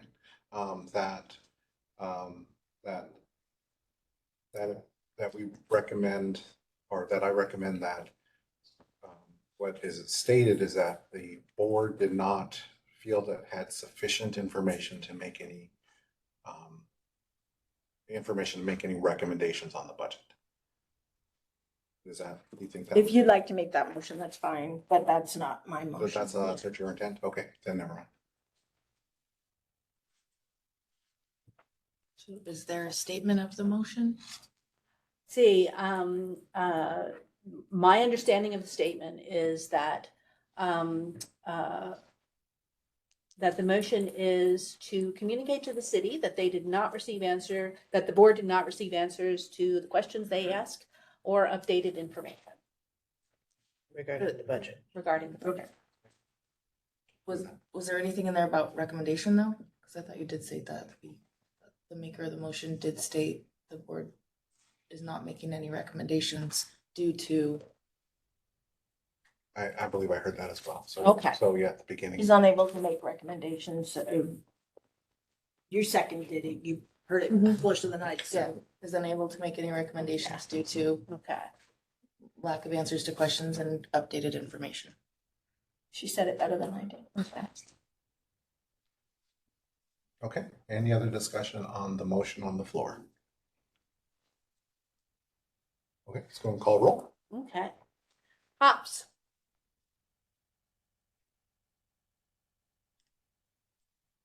So I guess we're saying that we can't make recommendations because we're missing information. Yes. Montgomery, Yes. Pilgrim, Yes. Simon, Yes. Arnson, Yes. Dahl, Yes. Finnegan, Yes. Govars, Yes. and Echo Hawk. Yes, Okay, motion passes. thank you. Any other motions on specific to item 11A, library 2025 draft budget? Okay, hearing none, we'll go and move on to, I'm sorry, Okay. I'm sorry. Sorry. Ms. Kate, sorry. Point of kind of clarification on that process.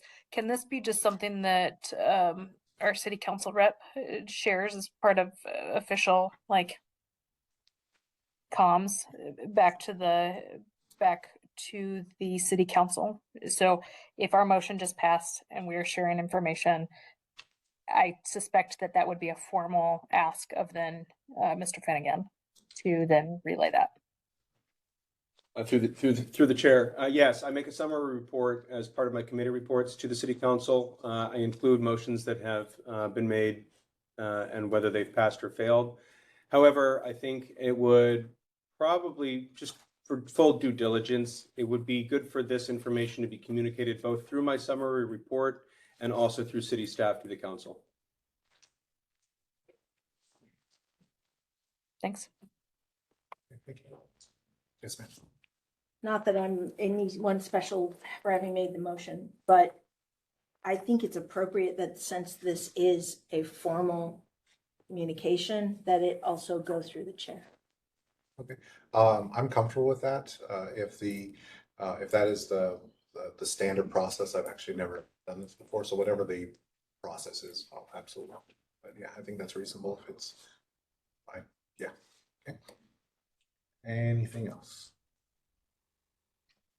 Okay, thank you. Oh, yes, Ms. Philbin. I have a comment. It's very unserious. I wanted to say it before we got into making the motion stuff, but the accomplishments for 2024 I thought were very nice, and I am proud to see all the stuff that happened this year. I just wanted to make that comment. Very good. Thank you. Appreciate it. Okay, so we'll go and move on to item 12, board member comments. And if it's all right, Ms. Govars, do you mind if I start with you? I don't mind. I don't have anything. Apologies, I'm not there in person. Thanks for accommodating me. Perfect. Thank you. All right, thank you. And Ms. Pilgrim. I'd like to start with thank you to Pat for all of the work putting this together and your entire staff that worked on this. I appreciate it, and I appreciate you taking the time to write a script to explain it to us because I am not well versed in these things. I would like going forward, I'm going to be working on getting more teens aware of all of the services at at the Kachina Public Library, and then trying to work on getting that through teachers, advisories, our library, things like that. That's what I'll be working on between now and our next meeting. And then I had a note, but I cannot find it at the moment. I know that there are a couple AP study groups that meet at the library on Sunday. When you mentioned that Sunday had an uptick in attendance, I totally thought of that.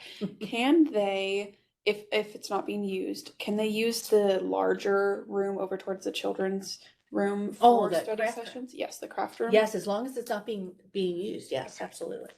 And could that be same day signups if they got there and no one was scheduled? Could they use the room? Yes, and I think we started experimenting with that last semester. Okay. So yeah. And thank you to the board. Ms. Dahl. I just appreciate a good meeting. Thank you. Mr. Finnegan. I want to thank Ms. Pilgrim for her ongoing efforts outside of these meetings. It just speaks to your dedication to the library and library services, and I appreciate you bringing those voices to this table as well. And to the library staff and the finance department, I just want to salute you for getting your budget put together, even though there's still a couple of I's to be dotted and T's to be crossed. But I'm particularly pleased to see you coming inside of that soft cap on a 5% increase on the overall budget, which the council adopted last year as a guideline. And of course, we won't know how budget will shake out until we're in those meetings. But I think coming in inside of that threshold, puts you on good footing. So kudos for hitting that particular mark. All right, Ms. Hobbs. Same, I'm gonna agree with all of that. This is impressive, I think, looking at the first time we've seen a budget, and to see kind of where everything is. We always get your reports and that's impressive, but then seeing the goals, that was really, it was amazing because I've attended almost all of these events, and then to see it all written down and like the nitty gritty behind it of how you make $1 into an event. Yeah. Ms. Science. I would keep it short, but I do want to thank the director as well for putting all of this information together. I liked, as Mr. Echohawk said earlier, when you thought of something, it's usually something right behind it. And I recognize that budgeting is a process. It's not a one and done ever, even when you think you're done. So I just encourage in the future during these types of things that if changes are made, then to go ahead and send those to the board so that we can have that information before the meeting. And I don't know if you always have to be the clerk of the meetings, but that may be one thing that would just be a little more, just to allow you to be focused on the conversation more than somebody else to just take notes. I don't know if that's a possibility. Well, I think it probably couldn't be library staff, just because we're so short-staffed. You know, our normal fully staffed is still very stretched. But thank you for As the so thought. many Thank are. you for the thought. Okay, thank you, Ms. Simon. When I was a teacher and as a parent, I have been very strict about one thing with students, that they respect each other and that they respect those that they are either working with or working for. And I don't feel that that was passed on in this agenda. I don't feel like the city attorney respected a question that was very clearly asked. I don't feel like the board was respected when the reason we got to see the budget for the first time that I've been on this board was because there was a very few items on the agenda. I don't feel like the board was respected when the people who could answer these questions weren't here to answer them. And I don't think Pat was respected because Pat had to take the fall for it without having all of the information that she needed to have to answer questions. So that's all I have. Thank you, Ms. Montgomery. Well, golly, the budget, yeah, that's a process. Pat, thank you for doing your best to answer questions. And like Deb said, you are, kind of in the same boat as us of not knowing certain things that, in order to make informed decisions, we do need to know those things. I would definitely like to see,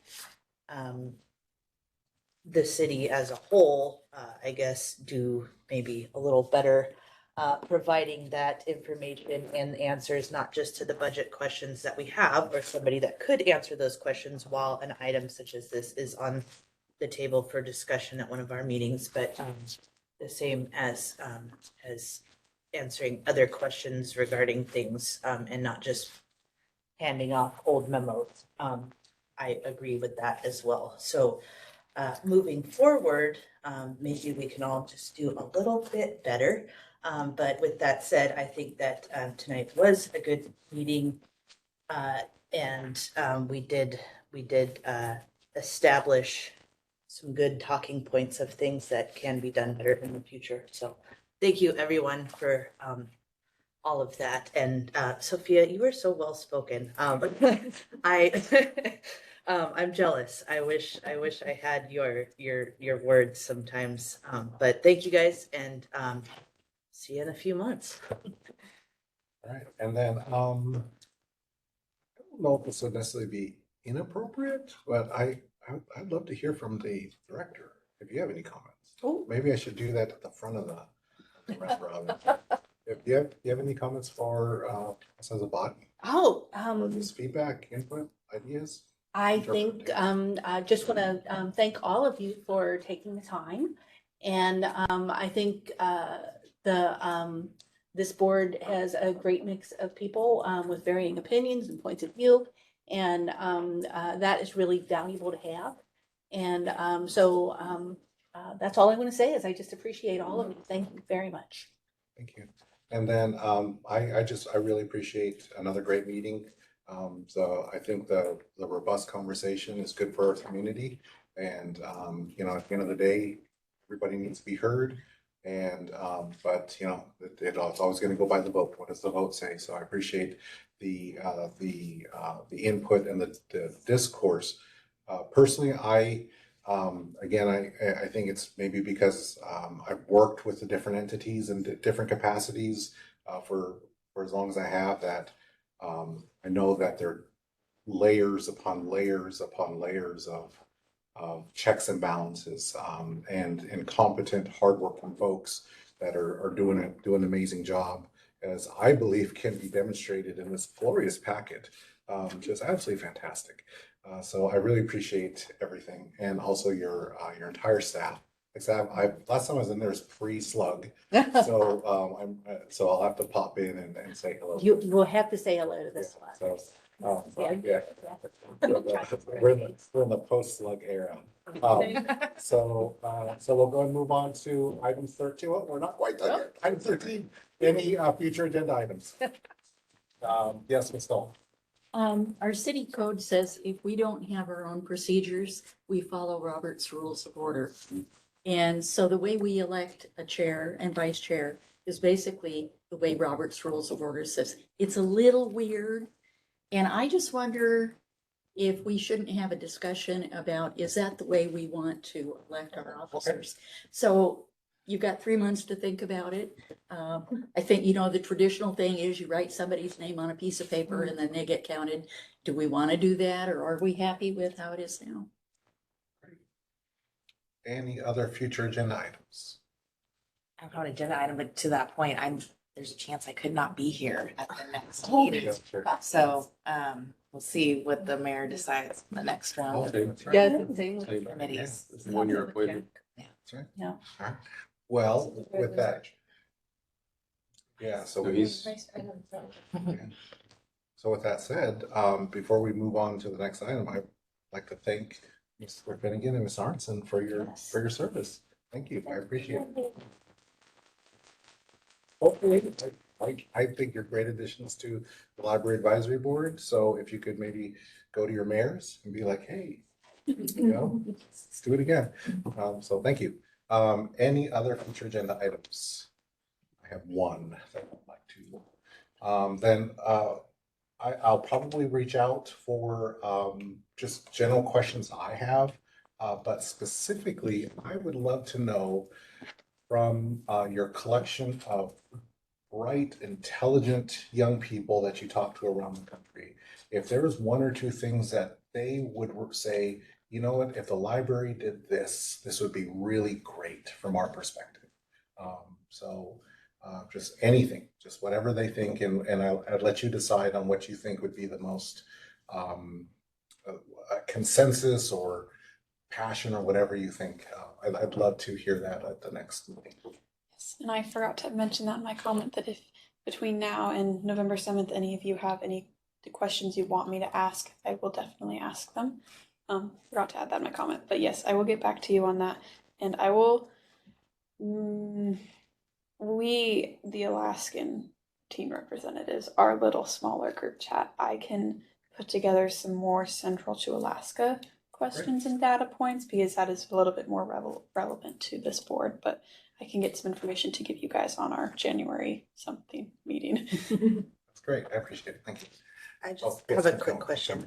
Because technically that's not a board thing, is that okay to reach out to her directly with those questions, or does that? I think just to be safe, send them to Pat. Okay. Yeah, good question. Yeah, Okay. we want to just be safe. Yeah, great question. Good call. All right, thank you. So your email is not always. My open. email is not. Strike that from the record. Awesome. Okay, anything else for our potential future agenda items? No, then if I can get a motion to adjourn. So moved. All right, we are adjourned. Thank you, everybody.